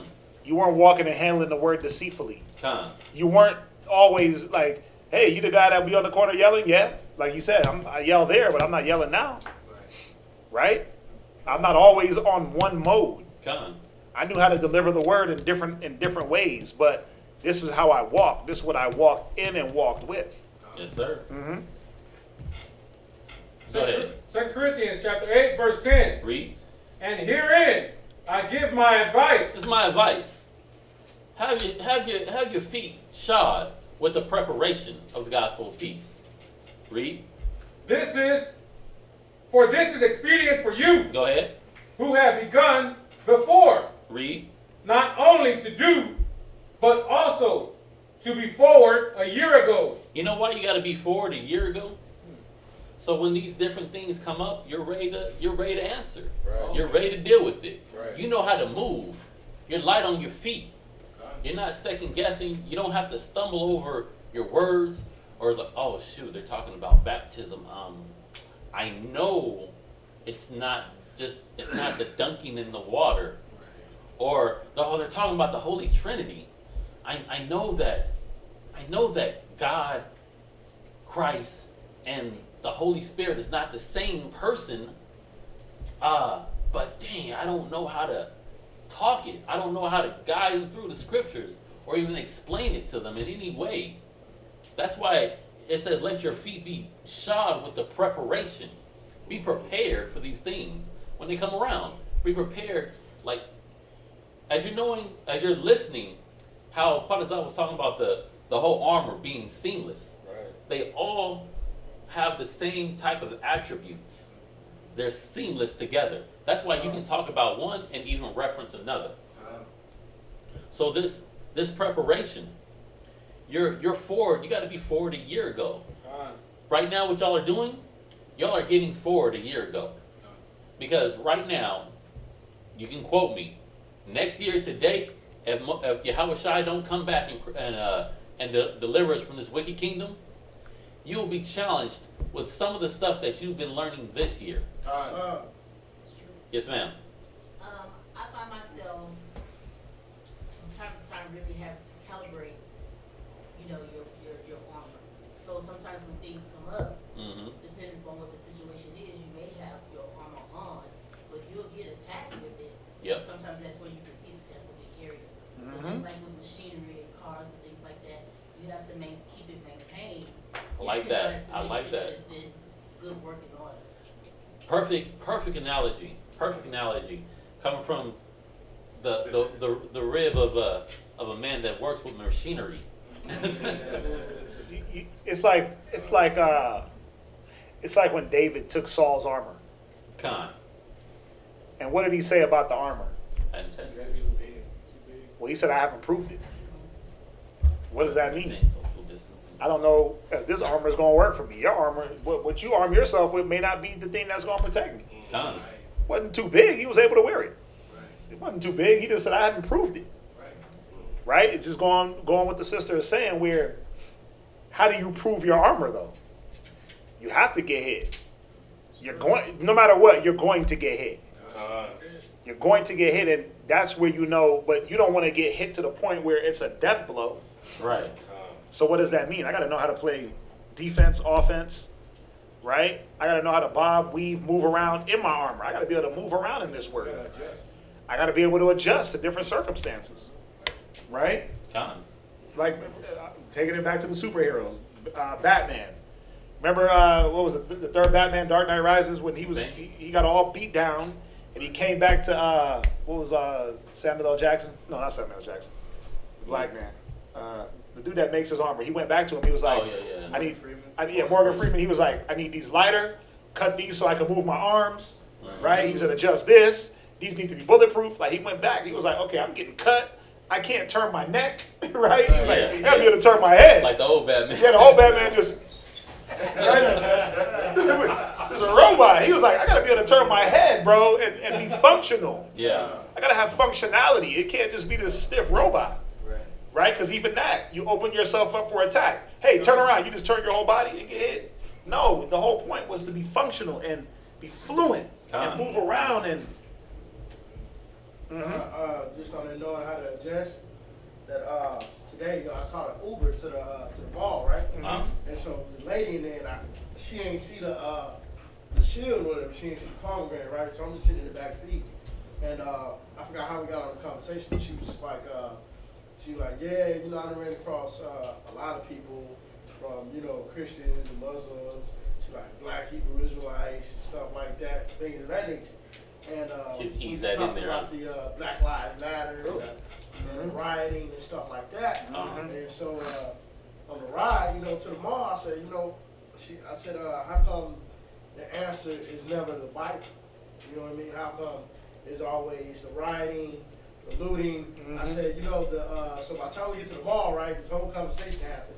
And I said, you know, the definition of insanity is to keep doing the same thing over and over, expecting different results. I said, so how long have we been marching, holding hands, picketing, rioting, and it's not worked, and not one person has said, let us look at the scriptures, and maybe we're doing something wrong that the Most High is not appeased of. And so these things are happening to us.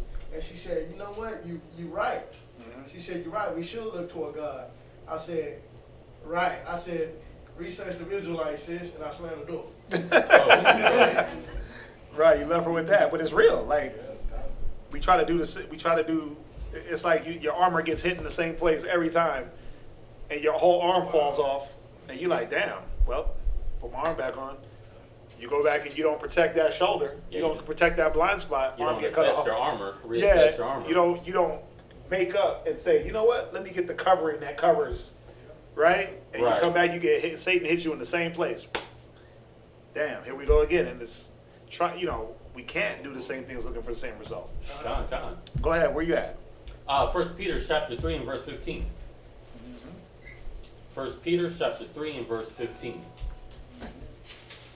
1 Peter chapter 3 and verse 15. Go ahead. But sanctify the Most High your power in your hearts. Read. And be ready always to give an answer to every man that asketh you a reason of the hope that is in you, with meekness and fear. That's exactly what we've been talking about.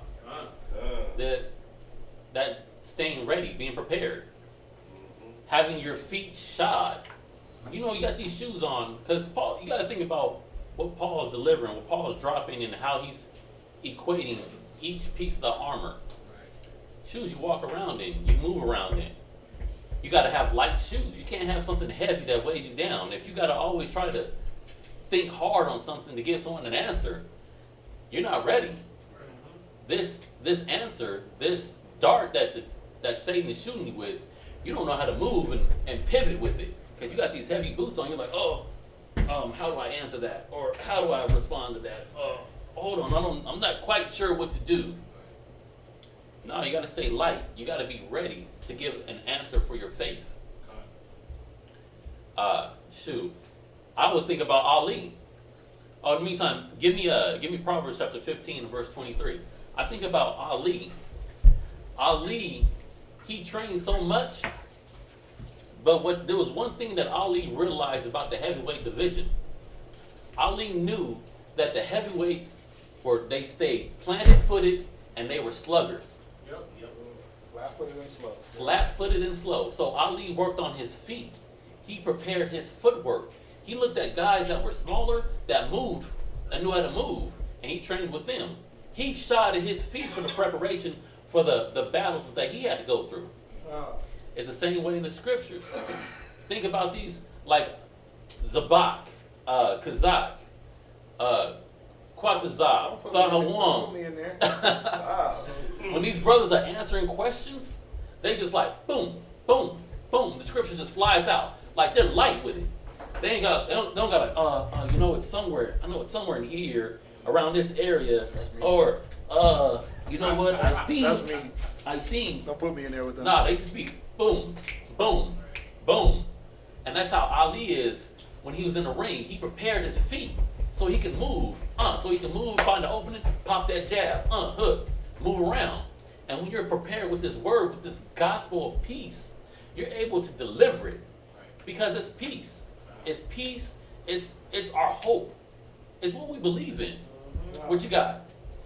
Proverbs 15 verse 23. And this is another aspect of what having your feet shod with the gospel of peace does, because it's not only to move around and be able to be prepared and to be able to give an answer for the different reasons why you do what you do, or to be able to answer every man their questions about being a Hebrew Israelite, or why you wear fringes, or why y'all be yelling on the corner, or why y'all always be passing out literature, why y'all always be having class, and why y'all use like 50 million scriptures when you have class. Right.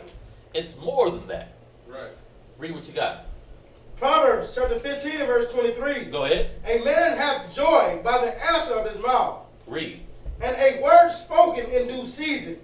How good is it? You're able to go to someone that's hurt, someone that's down, someone that needs advice, and you're able to deliver that word, that gospel of peace, and refresh their spirit. Think about that. A word spoken in due season. You know, when you're down and your mind is weighed down and you're feeling heavy, you got a lot of things processing in your brain, you feel like you can't think straight, and then a brother comes through and say, be of good cheer.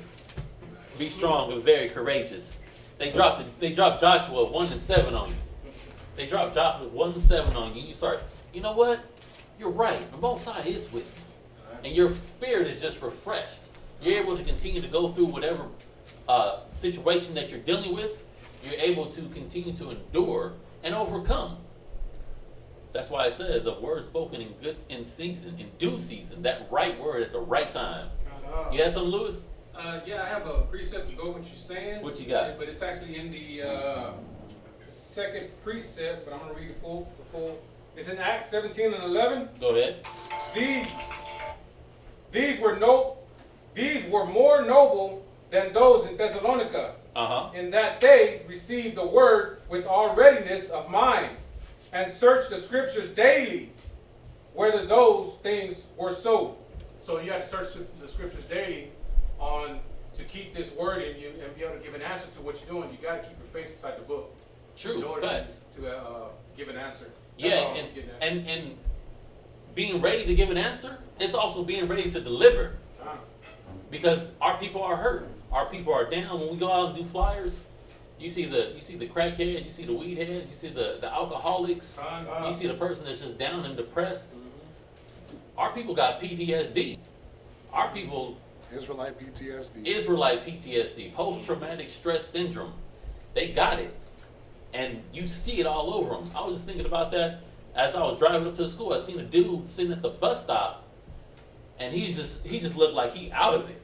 I don't know if he was high and he was strung out, but he looked just like done. Right. He's sitting on the bus stop, looked hot, barefooted with shoes next to him. It's like, why you out here? You got shoes, but you don't got them on. He was just like done. He was like, I'm finished with everything. That's just the persona that he exuberated. You know, but think about it. If you're ready, you're studied, and you're able to reach out to someone that's down and deliver that good news. Say, hey man, guess what? Christ is black. He looked just like you. That white dude, the one that's been oppressing you, that's not what Christ is. That's not who Christ is. He looks like you, and he came to save you. You know what? And then something sparks in someone's brain. You know what? I always felt like that. I always believed that. Yeah, you're the real Israelites. You're the biblical Israelites. Yeah, the one that you've been seeing in these pictures and depictions in the churches, on the media, on TV. Yeah, that's actually a cave dweller. Yeah, so easy a caveman can do it. So think about how good it is to be able to deliver that message to someone. I know we're running thin on time here. Give me Matthew chapter 10 and verse 6. Matthew chapter 10 and verse 6, and we're going on. Yeah, not only does having your feet ready show you how to move and how to deliver the message, but shoot, it also lets you know who to deliver the message to. Who has it? Go ahead. Matthew chapter 10 and verse 6. Read. But go rather to the lost sheep of the house of Israel. Go who? Rather to the lost sheep of the house of Israel. So you're delivering this good news, this message to the lost sheep of the house of Yasha'Allah, to our people, because it's our people that's out here hurting. That's right. It's our people that's in a broke down, depressed situation. It's our people that need to hear this good news. Sure, I'm not going to go there, but Jeremiah 14 and 2, Judah mourneth. It's our people that's out there mourning and languishing. It's our people that's being trying to do the Black Lives Matter. Why did it even have to be a thing that Black Lives Matter? Then they try to spin it, all lives matter. Well, shoot, obviously the black man life don't matter. The Hispanic man life don't matter. We got to wake up. We got to see that this armor is to make you a well-rounded Israelite. It's to make you well-rounded in your fight, in your defense, in this spiritual warfare. Read on. Verse 7. Go. And as you go, preach, saying, the kingdom of heaven is at hand. Man, because that's the good news. That is the good news. I love it. The kingdom of heaven is at hand. You know what I've always felt like? Ever since I was a little kid, it's the end of the world. Now, I don't know why. It's always been in my brain. It's the end of the world. It's the end of the world. It's the end of the world. I was like, why? I felt like that when I was young. But shoot, it has been since before I was born. It's been the end of the world. And we're even closer now than when we first believed. So that's the good news, that the kingdom of heaven is coming. This wicked society is about to be destroyed. Read on. Heal the sick. Heal the sick. Heal them sick brothers and sisters out here that need to hear this word. Heal them with the word. Because it said in Ecclesiastes, it says it was neither mollifying plaster, but it was thy word that brought the healing. Read on. Cleanse the lepers. Go ahead. Raise the dead. Read. Cast out devils. Read. Freely ye have received, freely give.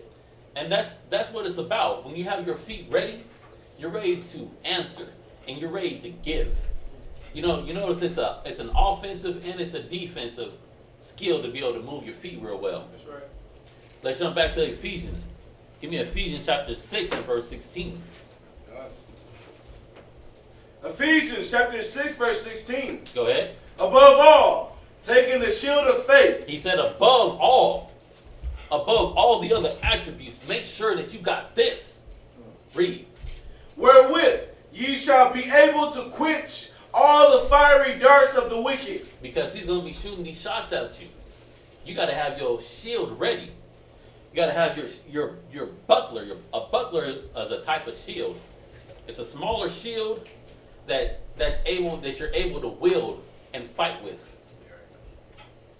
From there, give me 2nd Esdras chapter 6 and verse 28. Because this faith is going to help you overcome this shield. When these darts are being shot at you, just like in 300, when they shot all those arrows in the air, and they all just huddled together, and not one arrow pierced through their shield of protection. That's how you got to have your faith. Through their shield of faith. They're their shield of faith. They were sitting there having a conversation about breakfast. Yeah. They didn't even care. It wasn't even tripping. They had faith in that there was nothing that was going to get past, no matter how many arrows they shot. Mm-hmm. Blacked out the sky. They blocked out the sky. They had 100% faith that even though we can't see the arrows coming, guess what? My shield is going to block them. Mm-hmm. The same thing we got to carry. Remember, what is faith? The things hoped for and not seen. Hebrews 13:6. Without faith, it's impossible to please the Most High. That's right. You got to believe that He is, right? So, you got to look at why do you say the shield of faith? Like, why didn't you just say the shoes of faith? Just get you there. No, it was the shield of faith, meaning I'm going to be able to block the negatives away from me even without seeing them coming. If I walked in the Word, if I stay cloaked up in the righteousness, I'll be able to block the darts, the fiery darts. The Romans, you know what they used to do with their shields? They used to put like animals' fur on their shields. They would dip them in water and wet the shield. So when a fiery dart was shot, it'll put out, it'll extinguish the fiery dart. Yeah, a little war tactic for you, right? But those fiery darts, that shield of faith was going to take care of it. Go ahead. Who has Esdras? 2nd Esdras chapter 6, verse 28. Go ahead. As for faith, it shall flourish. Corruption shall be overcome. Read. And the truth, which had been so long without fruit, shall be declared. And that's through faith. The faith is going to quench those fiery darts. The faith is going to flourish. I like to think of the shield of faith like I know we keep going back to these superheroes, but shoot, in reality, we are the real superheroes, the Israelites. That's right. So, but Iron Man had in that last Avengers, he had a shield that will build off of his arm, and it could be big or it could be small. Shoot. Right? Shoot. God. Car, go ahead. It'd be big or small. But that's the shield. That's the shield. Where we at? We're at Don't get nervous now, baby. God, from there, give me Psalm chapter 28 and verse 7. Psalm chapter 28 and verse 7. Psalm chapter 28. Nah. Psalm chapter 28 verse 7. Go ahead. The Lord is my strength and my shield. So the Most High is our strength, our shield. He's who we put our faith in. Read on. My heart trusteth in him, Go ahead. and I am helped. Therefore, my heart greatly rejoiceth, Read. and with my song will I praise him. So the most. No, go ahead. So the Most High, when we're putting our faith in Him, He is our shield. He is our protection. That's right. When you read over and over in Psalms, and even through the different things and trials and tribulations that David went through, he constantly relied on the Most High. His whole protection was hid in the Most High, which is that shield, just like when we were talking about with the 300. When they rose them shields up and they were covered from all the arrows that were falling down on them. That's how David equated the Most High's protection. That's how David put his faith in the Most High, knowing that the Most High would not allow these fiery darts of Satan to get through to him. Read on. Verse 8. The Lord is their strength, Go ahead. and he is the saving strength of his anointed. Come on. Good, good. So from there, give me 2 Samuel chapter 22 and verse 31. 2 Samuel chapter 22 and verse 31. Go ahead. Come. As for the Most High, his way is perfect. Read. The Lord, the word of the Lord is tried. Go ahead. He is a buckler. Read that one more time.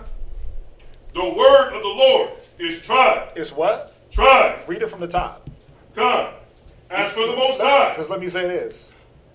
What's the point of having your pants, your girt, your loins girt? You got the shiny shoes of the word, right? You got your breastplate nice and shiny, but you leave your faith. Think about it. What kills a lot of our motivation? Lack of faith. Right, doubt. Right? Come. Doubt's a killer.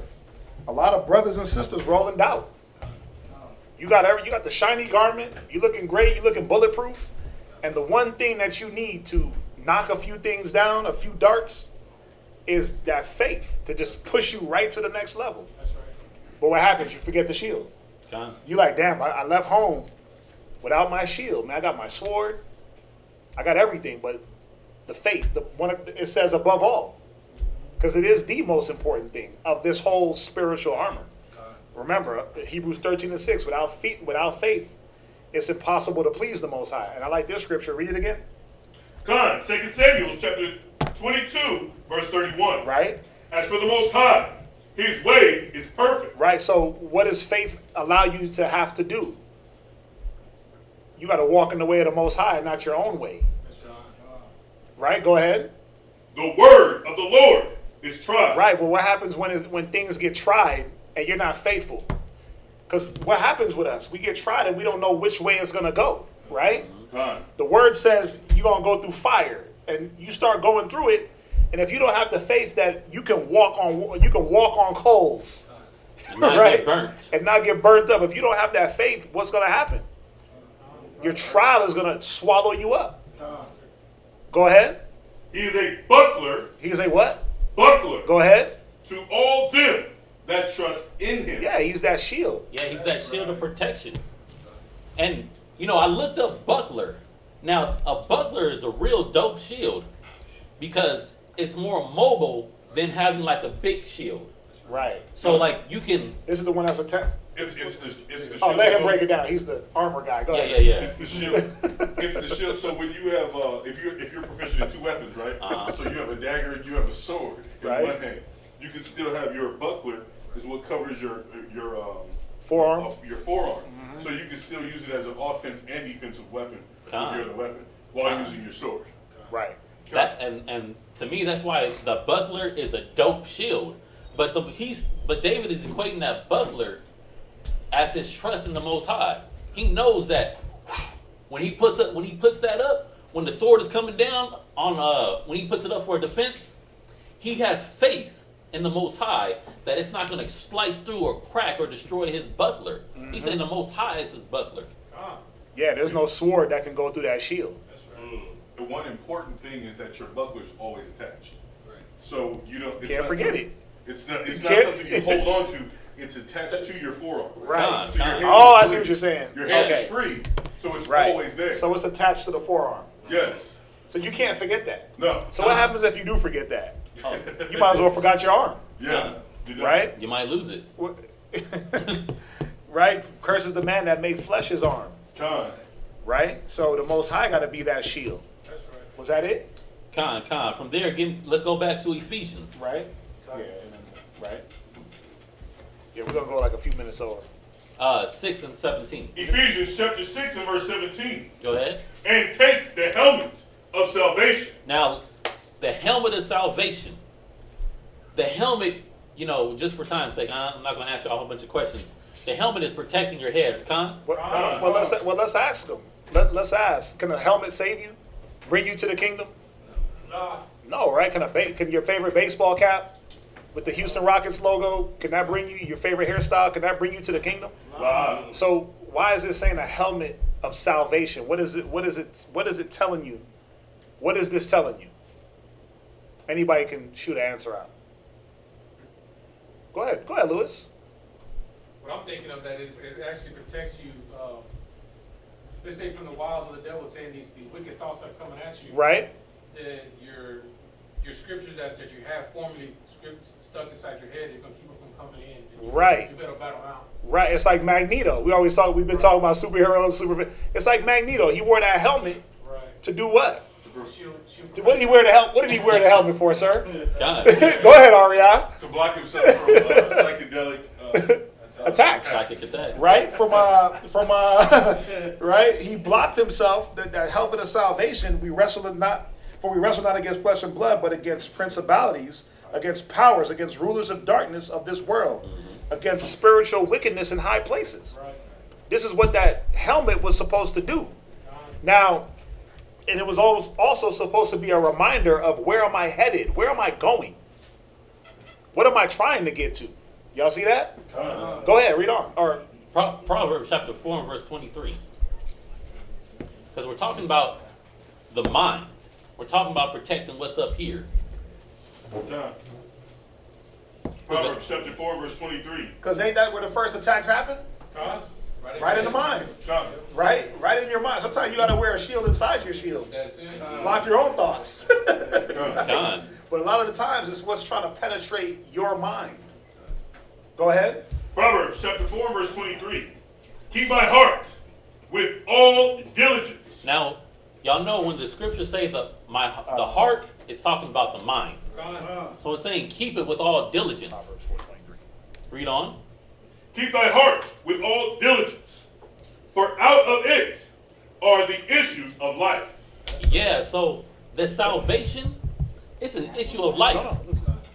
It's an issue where if the wrong thing goes in, it destroys your whole mental process. Those wrong seeds, it'll make you double-minded. Those wrong seeds will make you second question.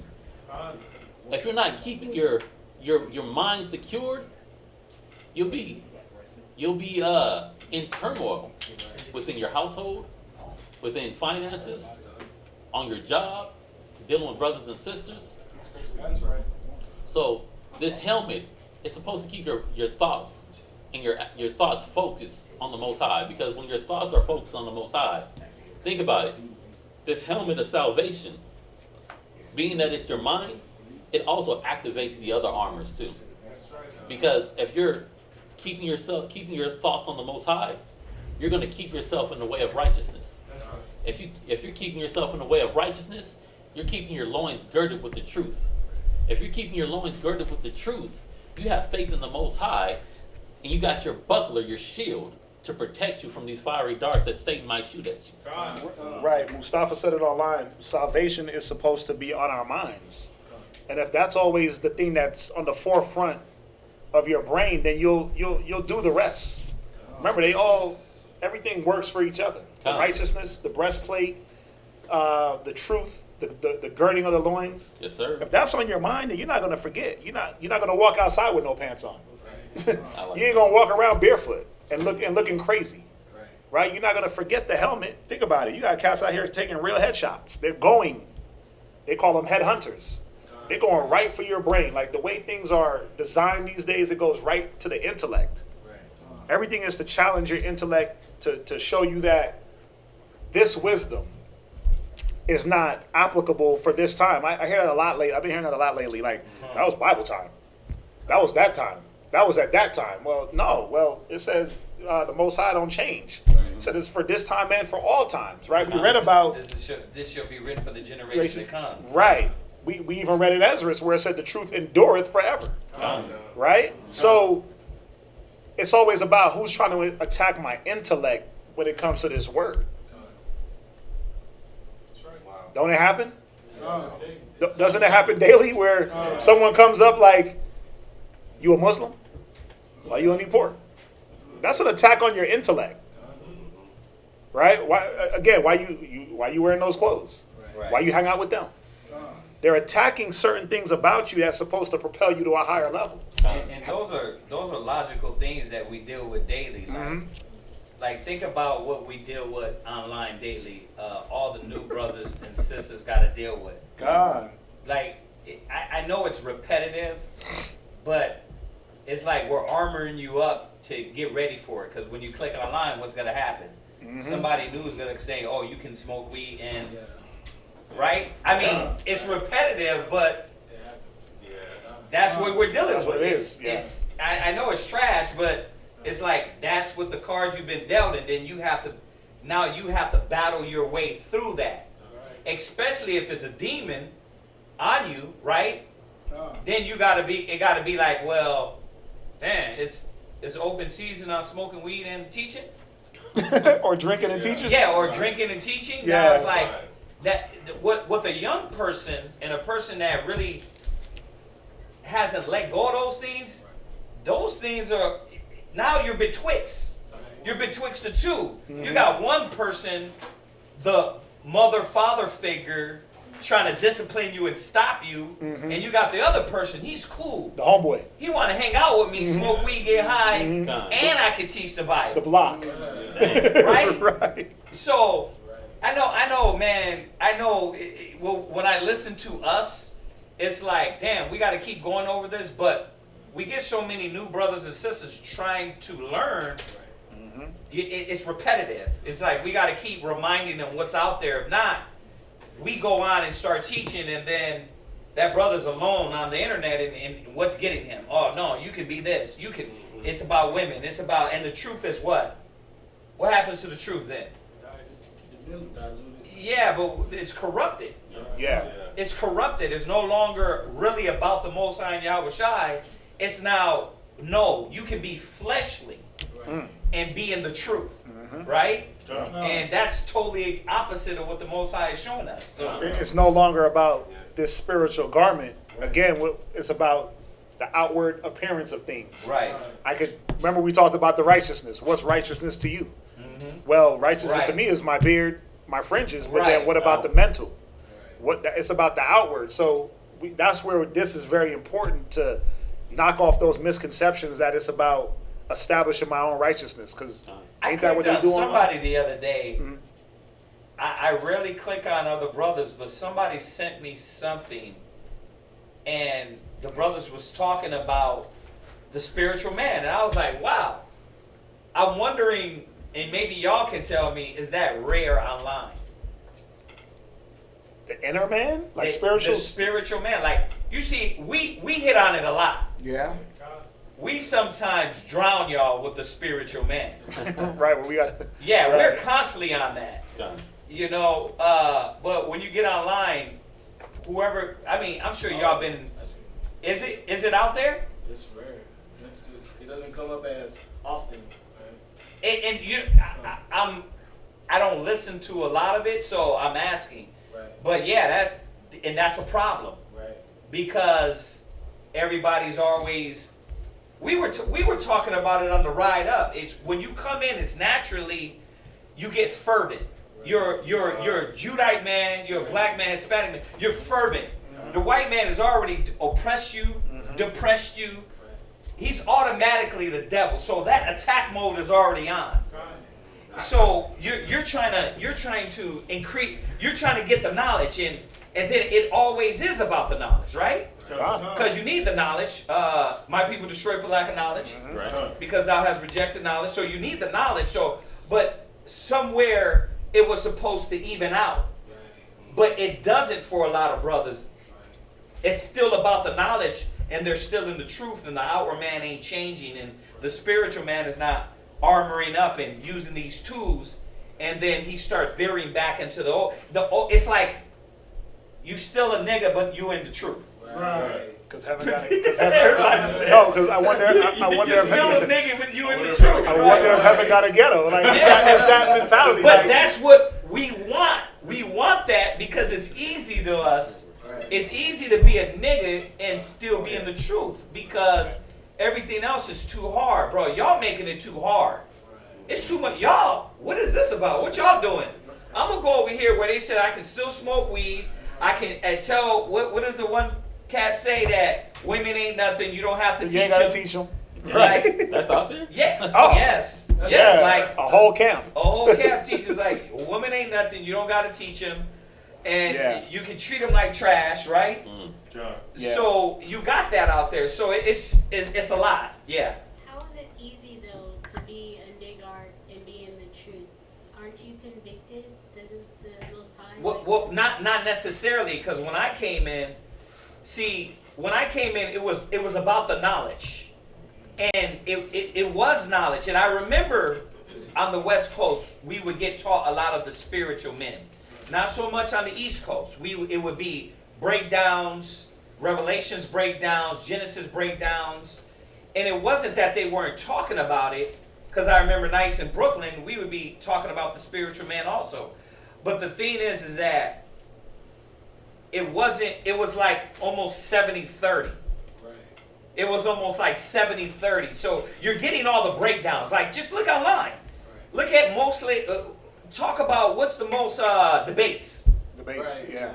Is debates about the spiritual man? The inward man? Hell no, debates is all about knowledge. So why do you think every brother now, everybody online watching this, I bet you at one time thought, I got enough of knowledge now to be a teacher. They didn't care about, let me get the inward man, let me fix the inward man, let me be spiritual minded, let me do what it says to be a bishop, teach my wife, teach my kids at home, discipline myself. Damn, I didn't realize, they don't realize they're angry all the time, or they resort to the liquor, right? Or they are still smoking cigarettes on the low, right? But it's just one. It's only once a few weeks. You see what I'm saying? So a lot of times you rationalize it with saying, no, I got the truth. I got the truth. That's what I did. I was like 15, I can spit these scriptures. You know what I mean? Now I'm 20, I can spit these scriptures hot fire. But then you really, you're like, wait a minute, but you're immature. You still don't even know how to run a household. Teach those things. And I'm not going to blame it on my elders. I'm not going to say that the elders didn't teach it. I'm going to say it needed to be taught more. It needed to be taught more to even out the playing field. Because even now, it's not evened out. That's right. It's not. And then, Yeah. but then even in that too, because you said, is their spirit supposed to convict them? Well, if you go back and just look at his example of what he was saying about himself, he had to understand what was needed. Like he could have stayed childish, right? Yeah. You could have stayed a child. He could have stayed, but the spirit I could have stayed on. Women ain't crap. Right. They're garbage. They all wicked as hell. You know what I mean? And that I could have been on that. But he had to grow up. So yeah, there's supposed to be a spiritual conviction, but not everybody is going to be convicted. A cat that why? Because things are catering to the way I feel. So something had to happen to where the Most High whooped me to be able to spark my mind to say, okay, how many women you gonna lose? Yep. Right? How many women you gonna lose? But don't get this twisted. That doesn't mean that now all of a sudden we gotta cater to everything the woman does, right? It's a balance. Yeah.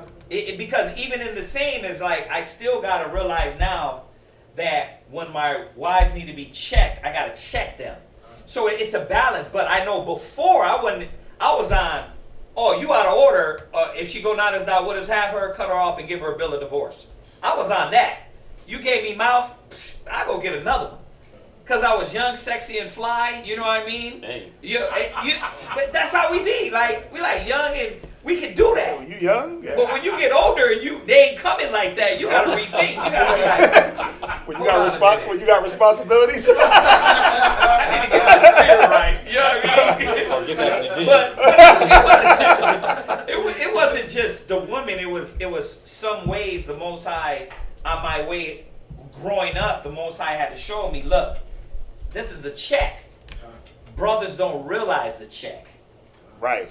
That's it. And the They check don't realize the check. And the check didn't even happen with the women. The No, check, right. The check It happened. ain't The check happened through other experiences Yeah. where you were like, wait a minute, if I would have dealt in this arena differently, then you bring everything to a head and you like, whoa, It's everything. It's the women, it's your kids, it's brothers. It's a maturity to where if I didn't sit back and look at myself and say, damn, now I'm not saying I'm perfect now. Don't get me wrong, don't get it twisted. We still got issues, but I can definitely say this. There's a consciousness that had to take hold. That when what happens is right now, as you're coming in, that's not a lot of times that's not what it is, because you're learning online and you think I got the scriptures, I got the word of the Most High. The zeal of my people eateth them up, right? It's like boom, I got go here. Brothers are calling up elders. Nah, I don't. That ain't right. They get in the chat. Hold on a minute. That's not what it means. So they're thinking like I can do this. But they don't really understand what it's about. You know what I mean? Once again, we're beating the topic into a pulp because we always talk about this. Just a comment on what you're saying. He says, Khan, a lot of brothers I know from other schools are missing and in need of these spiritual men examination classes that we go through, which is true. Right. Yeah. Yep. Very, very. Just to concur with what you're saying. God. God. Yeah. Go ahead. Oh, what's that? Just on the topic of the salvation, that having your head protected, right? And another reason why is it's Mark chapter 3 and verse 27. Go ahead, read it. It says, no man can enter into a strong man's house and spoil his goods, except he will first bind the strong man. That strong man is your mind and having it protected. You can't have the rest of your goods, whether it be your body and your spirit, and then it trickles down to your household, your wife, your kids, your brothers, your sisters, unless that strong man is bound. But the only way a strong man is bound is by the cares of the world. When you go to Matthew chapter 13, the cares of the world choking that spiritual man out. Does that make sense though? Like your conscience is built off of the knowledge you're getting. Let's be real about this. Right. Like if you're coming in the truth and you're learning the scriptures and somebody slides in there, it's okay to drink and you don't know better, you don't know the scriptures, to drink while you're teaching. What your conscience is going to be based off what you learned, right? Until you learn otherwise and be like, hold on, damn, that was wrong. It explicitly says not to drink when you go in the sanctuary, let alone sit up on the podium, pour some damn Hennessy and drink and teach, right? Some E&J. So your conscience is based off of what you've been taught and what you tell yourself, right? That is right, that is true, right? I went over it the other day. The scriptures say, going about to establish your own righteousness, right? And that's what a lot of times is being done through the lack of knowledge and through the lack of not giving a damn. A lot of people. Yes, sis. I think too, like for me, as far as like when I first started wearing dresses, the word says that the fear of the Lord is the beginning of knowledge. So I think that's the beginning of it, because, the Most High is not doing a lot of the things that he was doing at first. Like if you did something wrong, he would just kill you right then. Right. So I think a lot of times people think they still have that Christianity mind, still riding on brakes. So it's kind of like if they say don't wear this or don't do that and don't smoke this, then don't do it because of the fear of the Lord. Yeah, but we talk about that a lot too, that Christian mind, to where you bring it into Israelite, to where you're following the law, but not following the spirituality of the law. Right. And that's a disease within the Hebrew Israelites that we gotta check ourselves. Because we supposed to know more. We supposed to be greater. We supposed to be the keepers of it. This is all Romans 2 and Romans 3. Paul said, thou sayest thou art Jew, and restest in the law, right? And maketh thy boast in the law, right? But teacheth not thyself, right? All these things he was saying, because that's what they were doing back then. It's the Pharisees. So, I don't know if y'all watch class out there, but we talked about this a few weeks back about just that Pharisee mind state. You figure, I got scriptures, I got the law, I'm righteous now. That ain't it. That ain't it. Can I get one? I got a question. Like, I do watch online, and like when I came into it, I'm like only about a year and a half into the truth. And so I heard, you know, a lot of where, hey, the Bible is just for us, just for the brothers, for the, you know, the tribes and stuff, and a lot of it line up between you know, school to school or camp to camp, and then sometimes I'll be online a little bit, yeah. But I hear something another way, it'll be like, well, it's not. Yeah. It is for everybody, this and that, and then I try to gauge what's right, what's wrong, or who's right and wrong, and then I say, well, what does that got to do with salvation? I'm not just going to even worry about it. I'm just going to make sure that I do what I need to do. And you're right. You're right. You got to simplify it. To the legalistics and everything like that, but. You know, it does feel good knowing that, hey, you know, that I was chosen people, this book is for me, that I can have some of my own without Esau having anything to do with it like that. So, I wanted to hold on to that I had this brother come through bashing it and taking that away from me, like, oh, it's not for me now? It's, you know, so, and I said, well, you know what? I'm just going to let the Most High deal with that. Let him. What do you mean take it away from you? Who tried to take that away? Well, be inclusive into what's for us. Right. You know, salvation is like this book is, you know, for everybody and and included into it with us, and you know. Oh, like a Christian. You know, the thing is that it is for you. It is for you because we got to run the world, right? Mm-hmm. We got to run the earth, right? But in the kingdom, what's going to happen? With all nations. With all nations? With all nations. What's going to happen to all nations in the kingdom? Servitude. They're going to be in servitude under what? Under us. Mm-hmm. Okay. Under what? Under what? Under what? Under what? The scriptures. The law. They're all going to bow. Mm-hmm. Every tongue shall bow, every tongue shall confess. Right? Mm-hmm. But who is this sent for first? Us. The lost sheep. Right.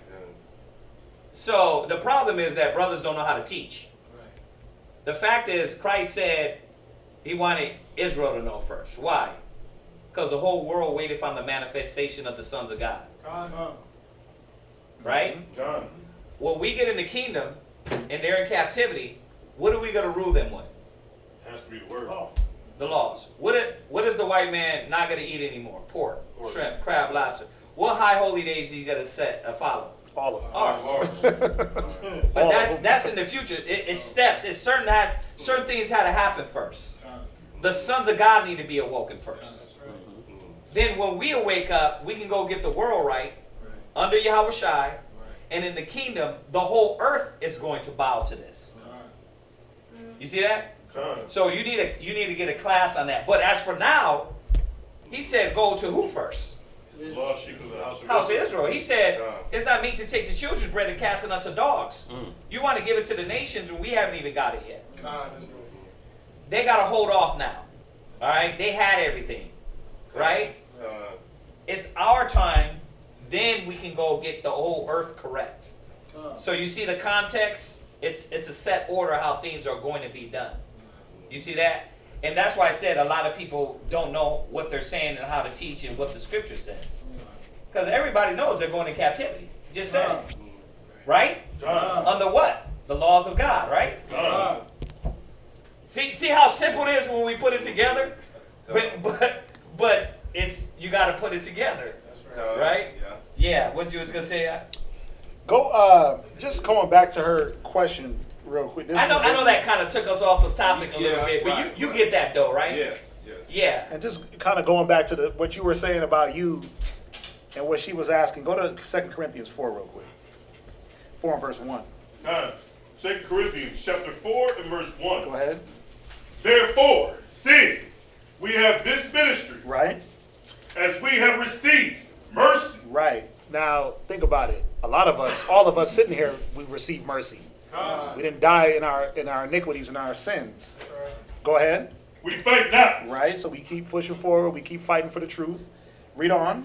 But have renounced the hidden things of dishonesty. And this is what a lot of the weed smoking, the Weedalites, the I hate womenalites, they haven't denounced these things because there's something that hasn't happened. Go ahead.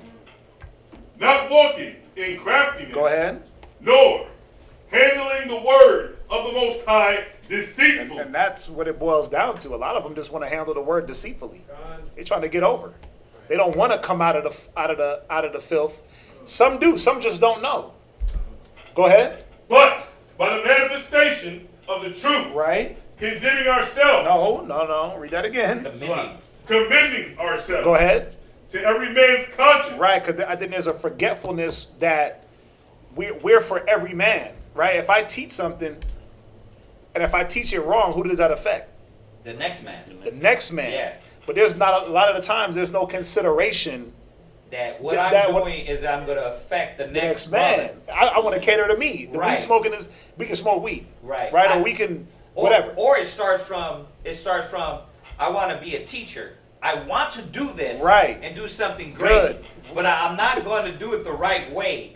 And therefore, because I won't do the process or do it the way the scriptures say, right? When you ought to be teachers, you need someone teach you, which is the first principles of the doctrine. I don't want to do it that way. So what happens is I start implementing my own stuff within there. You know what I mean? I did it too. So in 2000, when I first went to Colorado, the first thing I did was went hard on reading and studying, and what I stumbled upon: the Book of Enoch, the Book of Jasher, the Book of Jubilees. Now this was in 2000. Why this barely hit a fad in 2008, right? And I'm going through all this stuff, and now I know better. I was never taught that. My elders never showed me none of that. But I was like, wow, this is knowledge, right? Adam and Eve, right? I was like, this is knowledge to be desired. I wanted some of that, right? And what did I have there to keep me on track? A brother. All by the Bible said, what's the simplicity in Christ? That's really what it is, because what I had to come back and say, first of all, then I looked back over it and realized, wait a minute, certain things ain't clicking. But if I had said in 2000 and start opening up my mouth out of my own desire, I would have been teaching the Book of Enoch before any of these other cats or Jasher, Jubilees, or whatever the hell other book on top of it. But I had somebody there to help me. A lot of brothers don't want that help. Why? Because they have their own desire, own will to implement and push their own things. And that's where you got these other implementations of drinking, liquor, weed, whatever the hell is going on, right? They haven't renounced the hidden things of dishonesty. Right. They haven't said, you know what, let me, like you said, let me check on that. Let me get let me have the somebody, next brother, the iron sharpened two are better iron. than one, right? Yeah. Woe to him that is left alone. Yep. Right? Because a lot of cats want to be left alone. Right. Go out in ones. No, in twos and threes. He said twos and threes. God. Why? Because when you go out in twos, that brother's supposed to be there to say, hey, I always said, hold on, Kazaki, you're not the comforter. Right? When the comforter was spazzing and he was like, yeah, I think I'm the comforter. Somebody was supposed to say, hold on, you're not the comforter. You're not the comforter, bro. Right? Then somebody was supposed to pull him to the side and tell him. You know what I mean? That he was supposed to humble himself and listen. Right? So. Or you're not the voice of God. You're the voice of God, like, hey, that's a little bit too much. You know what I mean? Yes, it says honor the elders, but the voice of God, lie. Right? Somebody was supposed to pull that brother to the side. But once again, I don't want to be pulled to the side. I don't want to be told, hold on. Korah, what did Korah say? He was like, hold on, who? You Levi, I'm Levi. Right, I'm older than you. And I'm older than you. I got, brother, you a man, I'm a man. Like, what makes you greater? Yeah. And then the brothers get puffed up. And it's nothing new. This is just y'all generation. It's already happened in my generation. It's been the puffed up. Oh, I'm King David. I'm this brother, I'm that brother. I'm Yahushai. Yeah. Damn. Go ahead, man. Let's finish it. Let's move on. Commending ourselves to every man's conscience. Right, because that's what it's about. It's about commending ourselves and understanding that how am I going to affect the next person's conscience. So, you were asking, like, is their conscience affected? Well, it should be. It should be through not wanting to lead the next man. Be not many masters, knowing you'll receive the greater condemnation. A lot of cats don't look at that. They're like, yeah, we can puff, give. They're not understanding who are you destroying through that message. Right. They're not understanding who are you destroying through your example. Go ahead, finish it. God, in the sight of the Most High. Because at the end of the day, that's who's going to lay the check down. It's the Most High. That's right. Yep. Right?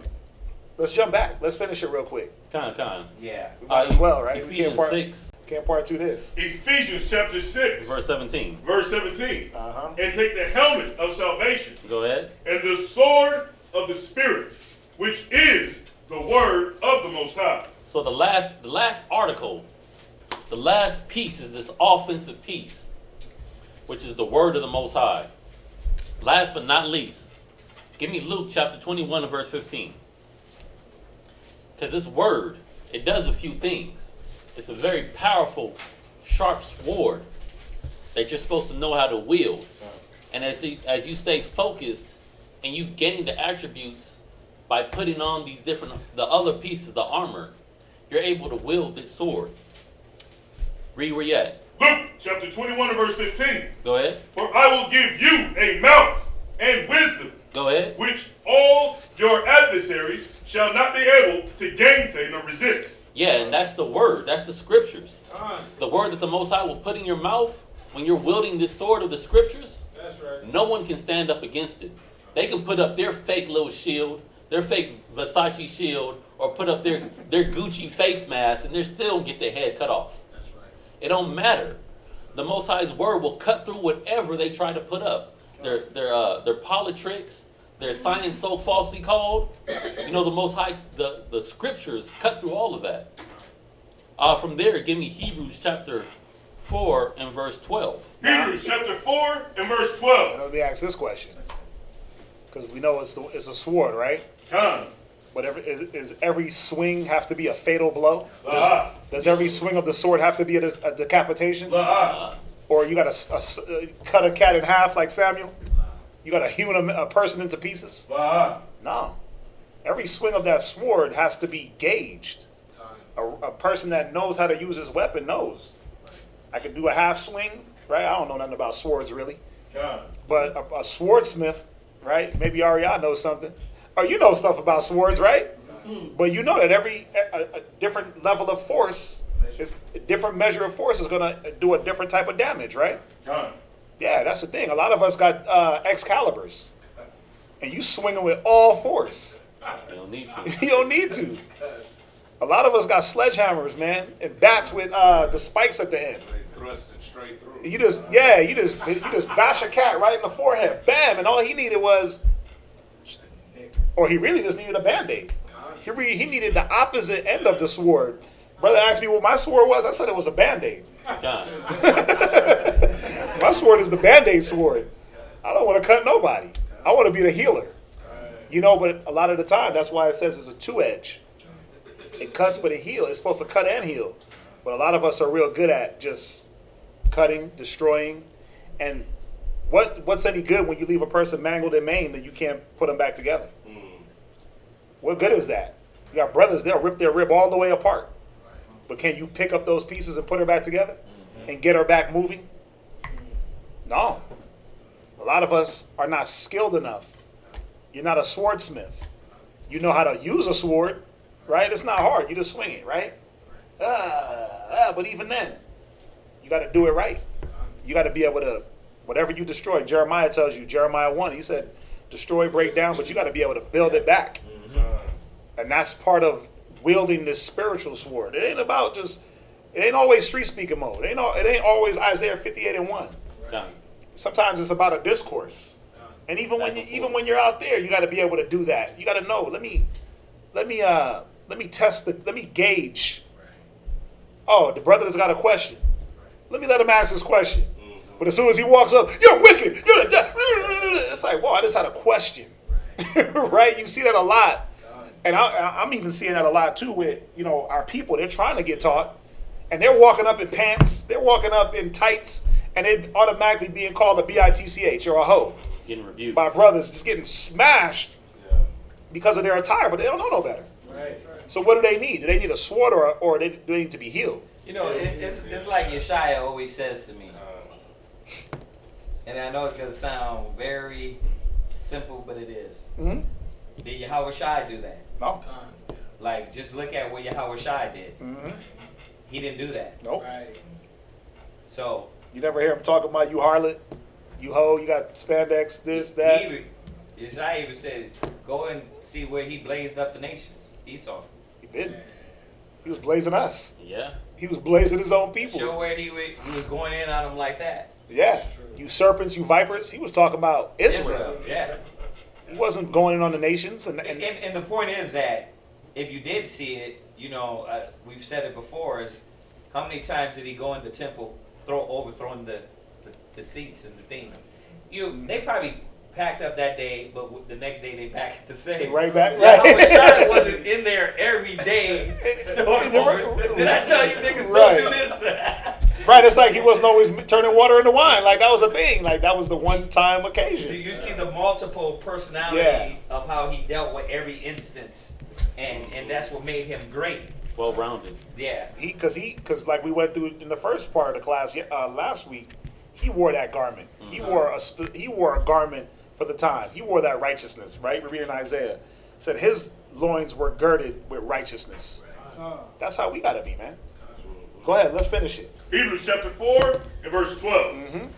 For the word of God is quick and powerful and sharper than any two-edged sword. So just think about that. If the word is already powerful, you gotta throw it with so much force. The word is already gonna cut people. You should. It's an abomination to wear a dress, sis. Oh, what? Now, do you gotta yell that? No. You just show people. They're like, right? Like it said there was one that said Yahweh Shai spoke to them. They were cut to the heart. He didn't yell. He just got it right. They just heard certain things and they were like, whoa. We ain't dealing with that. Look at Stephanus when they stoned him. He wasn't talking bad about them. He was reeling down Israel's history. And just showing how Israel was messed up and they wanted to kill him. Think about that. The word is already powerful. We have to gauge how hard we put the word out, or how soft. Go ahead. Piercing even to the dividing asunder of soul and spirit, and of the joints and marrow. Yeah, it's gonna get where it needs to go. It's gonna get up in them creases and them cracks. Right? When you sit down and you realize and you actually grow the hell up, you find out that it doesn't matter. You can't change nobody. Like, you cannot change anybody. I can stand right here and burn myself in the middle of everybody. And y'all would just look at me like, this nigga's crazy. Like, my zeal ain't going to affect you like I would think I want it to be. You know what I mean? You know what I'm saying. You dealt with that individual, and you counseled, you gave wisdom, you went to all the scriptures you knew, and they steadily looked at you like, yeah, but nah. Kanak, I hear you. That's Israel. Kanak, I hear you. See, when you come to realize that, then your ego starts to really put itself in its place. Because then you understand that, I gotta just teach. Forget, I gotta teach. Don't take anything personal. I don't have to lose it. I don't have to get over invested. But even that, it's a balance. And you administer the word according to. Because you still got to do it with love. Yeah. You can't do it. You can't do it with. You know what? I don't care. You know what I mean? Yeah. I ain't here for you niggas anyway. I'm here for Yahweh Shai. It still got to be with love. Yeah. You administer the word for the occasion. Yeah. You administer. Remember, the word is powerful already. So everybody doesn't need the full blast. You sit back and you gauge. And let me say this for people that don't understand what's going on, is that obviously we're talking about this subject because there's an overbearing of the other way. Right. Yeah. But y'all know us. We're not gonna let negative niggerism, foolishness, wickedness slide. Right. Because we got it amongst us too. So don't think that like all of a sudden like we're gonna be light on niggerism and foolishness. The problem with us is that we'll tell a brother 1,000 times, 1,000,000 times, and give him extra chances, him crap on us, do all these things before we say, okay, we already gave you too many chances. Mm-hmm. You see what I'm saying? That's the difference. Yep. That being said, you still need balance on both sides. Because we're not seeing that balance. So don't get it twisted. Don't think we're supposed to just be Christians and you know, Be everybody. pushovers. Right. You know. roll over and cater to everyone's will. I mean, Hey, come in, please. Please use us again. You know what I mean? Hey, here's some food, here's some clothes. Hey, could you shit on us on the way out? Thank you, living it for your house shot. Thank you, Lord. Can I have more? Thank you, Lord. Can I have another? It ain't gonna happen like that, you know. So do not get this twisted. We're touching on things that need to be touched on, but we know the boundaries. You know what I mean? You know when somebody's misusing that mercy, grace, brotherhood. Right? You know that. So yeah. Go ahead. But that's easy. Let me say it. But that's easy because it's easy in us to lose it on a nigga. Right? Right. Spaz on you quick. That's in us for some reason. Listen, Right? But Spaz on I'd rather turn down. Not me. I'd rather turn down, but in me, it's in me to like just lose it on your ass, like. But they push you. But sometimes. like, just be like, wow, you're really like. They nigga, push you. They making you like Melvin and Baby Boy. Like y'all just go. Y'all just say, well, 2/3 of y'all ass ain't gonna make it. Right. Right. No, it's easy to do that. Easy to go there. It's real easy. Come on. That's how you shut down every conversation. Go there. You wicked. They need it. You a 2/3. You out of here. That's how you shut every conversation down. You a 2/3, nigga. Get out of here. And he met him a week ago. Right. That's the problem. He met her a week ago. She's wicked. She's like, yeah, she's wicked. Brother, Yahweh Shah is coming to decapitate her, brother. Yeah, because that's the mode with Israel to want to always go hard. And, you know, Israel be pushing, man. They push buttons. But you still have it, like he's saying, like Kazaki is saying, you got to have it in you to know, okay, first of all, people are going to be here to push. It's like us. We sit up here and we're armored up. Right? Our mind's got to be in certain places or in the places, the spirit, to be able to sit back and say, okay, what's going on with y'all?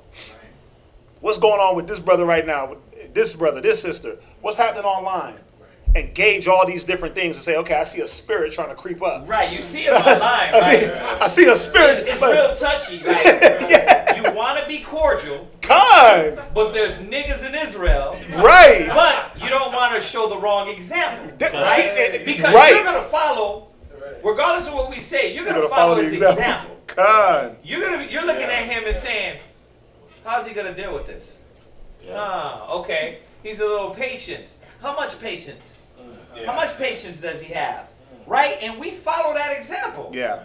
That's what it is, yep. So, and this is what we was going over. It says, commending yourself to their conscience, because he got to know that if he got a short fuse, that can't override the example of what needs to be shown.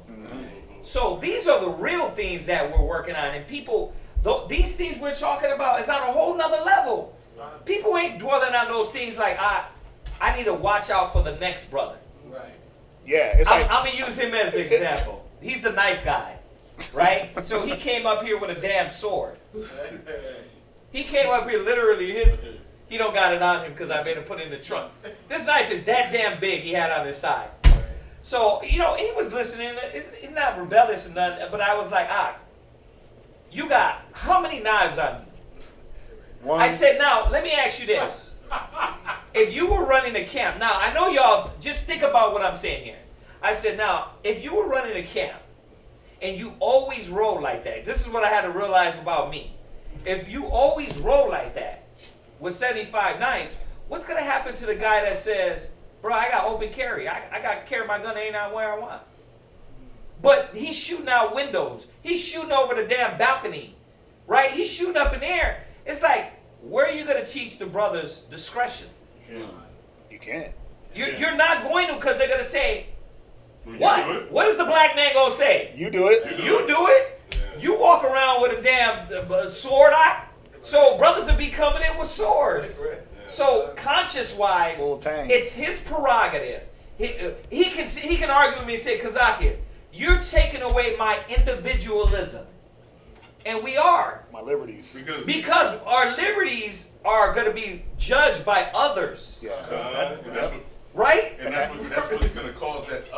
to stumble, right? Yeah, You gotta liberties. account for that in the eyes of the Most High because you made somebody. You made somebody stumble. It's your liberty. We know it's lawful to drink, but you smell like liquor. You drinking liquor all the time. You this liquor, like, wait a minute. First of all, that's not lawful. One. Two. What is the next man gonna see? Yep. The next young brother that comes in the truth, don't know nobody, and you give him a ride and you smell like liquor. Dang. He's gonna be like, oh, that's what Hebrew Israelites do, right? You drunk. You drink. Or you Right? got- Y'all drunkards. You got all Or that, yeah. you see me spaz on my rib. See, these are the things that brothers don't think about and like, oh, that don't matter. I'm an individual and the brother just got to roll with it. It don't work like that.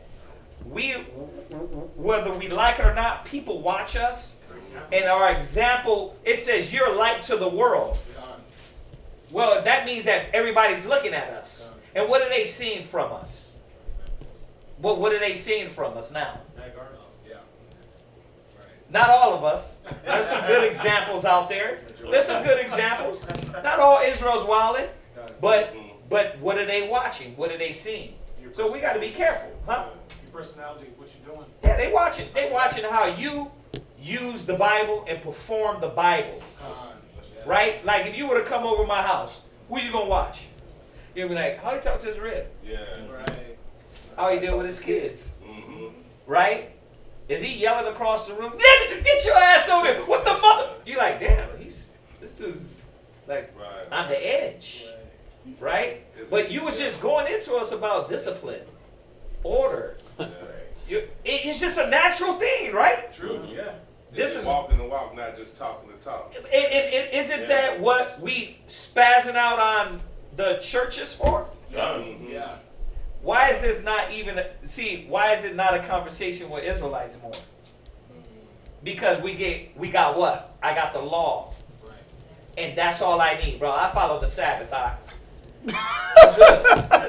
Or I drill. that's where I'll eat pork. where it says handling the word crafty. Because now I could try to excuse my way. Well, I'm an elder, so you can't check me. Right? That too, I mean, you could go to that level too. Yeah, Yeah. that's that craftiness. That's that Yeah. deceitfulness, handling the word. So and I was saying that about even the way we answer the questions. Y'all don't understand how much thought. It ain't just throwing out a bunch of Bible verses. Right. It's a calculated gauge of if I go to this verse, who's gonna stumble, Right. right? Or who is it gonna confuse more? Right. It's always an assessment, and that's what I'm saying. Where this whole the breastplate of righteousness, that whole judgment piece, and standing in boldness in that judgment, and understanding I'm gonna do things this way because it works, right? We all got to do that. We got to do it. The same thing that we teach y'all. 1 Corinthians 13. The whole chapter. Charity. Yeah, yep. Charity. But I was gonna say really just that going back to the double-edged sword. Right. Right? When we're putting together these classes, right? We're like, okay, we got to combat this spirit. We got to deal with this. We got to deal with this. But then guess what? That should be working in us too, to make sure that I might come. Oh snap! It said don't. Oh, okay. Damn, that hit me. Right? Yeah. Oh, geez. Right? That's how it should work. Now, could you do that? Like, let's say right here, right now, all the brothers in here, right? If y'all did come to class every day, right, and a year, could you say you're going to be a good teacher? That now y'all understanding why there's no way you can build camps at the rate camps grow. Because if you can say a year from now, bro, I don't know if I'm gonna be a good teacher, right? Then how the hell are these camps moving so fast and growth and people teaching? Right. No, what they're doing is like this, and it's messing up things. Here, you've been with us, you've been in with a year. Take our T-shirt, you go open up this camp. Oh, we got a brother in this camp, this brother in this state, a brother in this state, a brother in this state. We can do that with all of us here, all of us men. But are you embodying the Hebrew Israelite man? You see that? You got knowledge. You We got the knowledge, but right, got but the do you spirit. got the actual embodiment of the Hebrew Israelite man? You all see that? Yes, sir. That's why we can't do that. Right. We gotta be accountable. You gotta be accountable.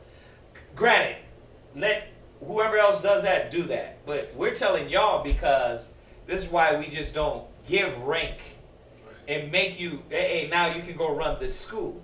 Because there's certain elements that gotta be in us before that happens. Y'all get that? And if you want it, then what are you going to do? No, you're going to go about it the right. All you are correct. Fight for it, want it, take it. Strive lawfully. But you're going to do it lawfully. You're going to say, nah, I don't deserve that right now. Because I'm not conscious of what I'm doing wrong yet. Because a lot of us say that. I know I couldn't have said that back in the days.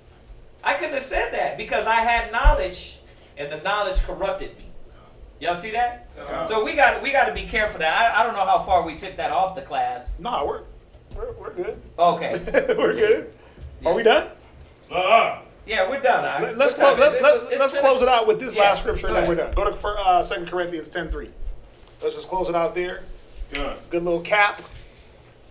Good little nightcap. Bring it on. God, 2 Corinthians chapter 10 and verse 3.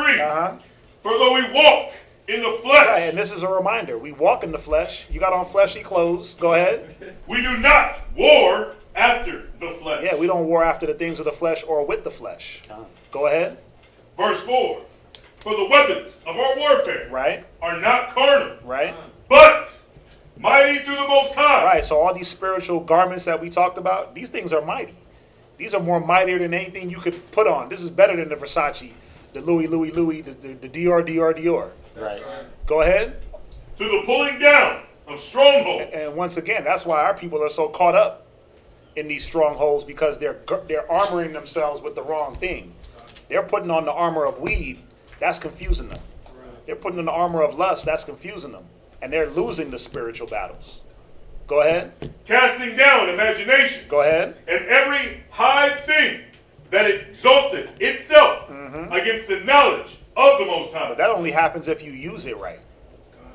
Because then you'll just get caught up in the foolishness. You'll get caught up in those high things. Somebody comes with higher knowledge than you, and if you don't know that it is about the simplicity, what's going to happen? You're going to be like, whoa, that sounded great, Ak. You speak Yiddish? Yehuda? Oh, damn, them brothers ain't teaching me that. And you fall to Yehuda-ism. Go ahead. And bringing into captivity every thought. Come on. To the obedience. Right, because that's what it's about, man. It's about obedience. It's about discipline.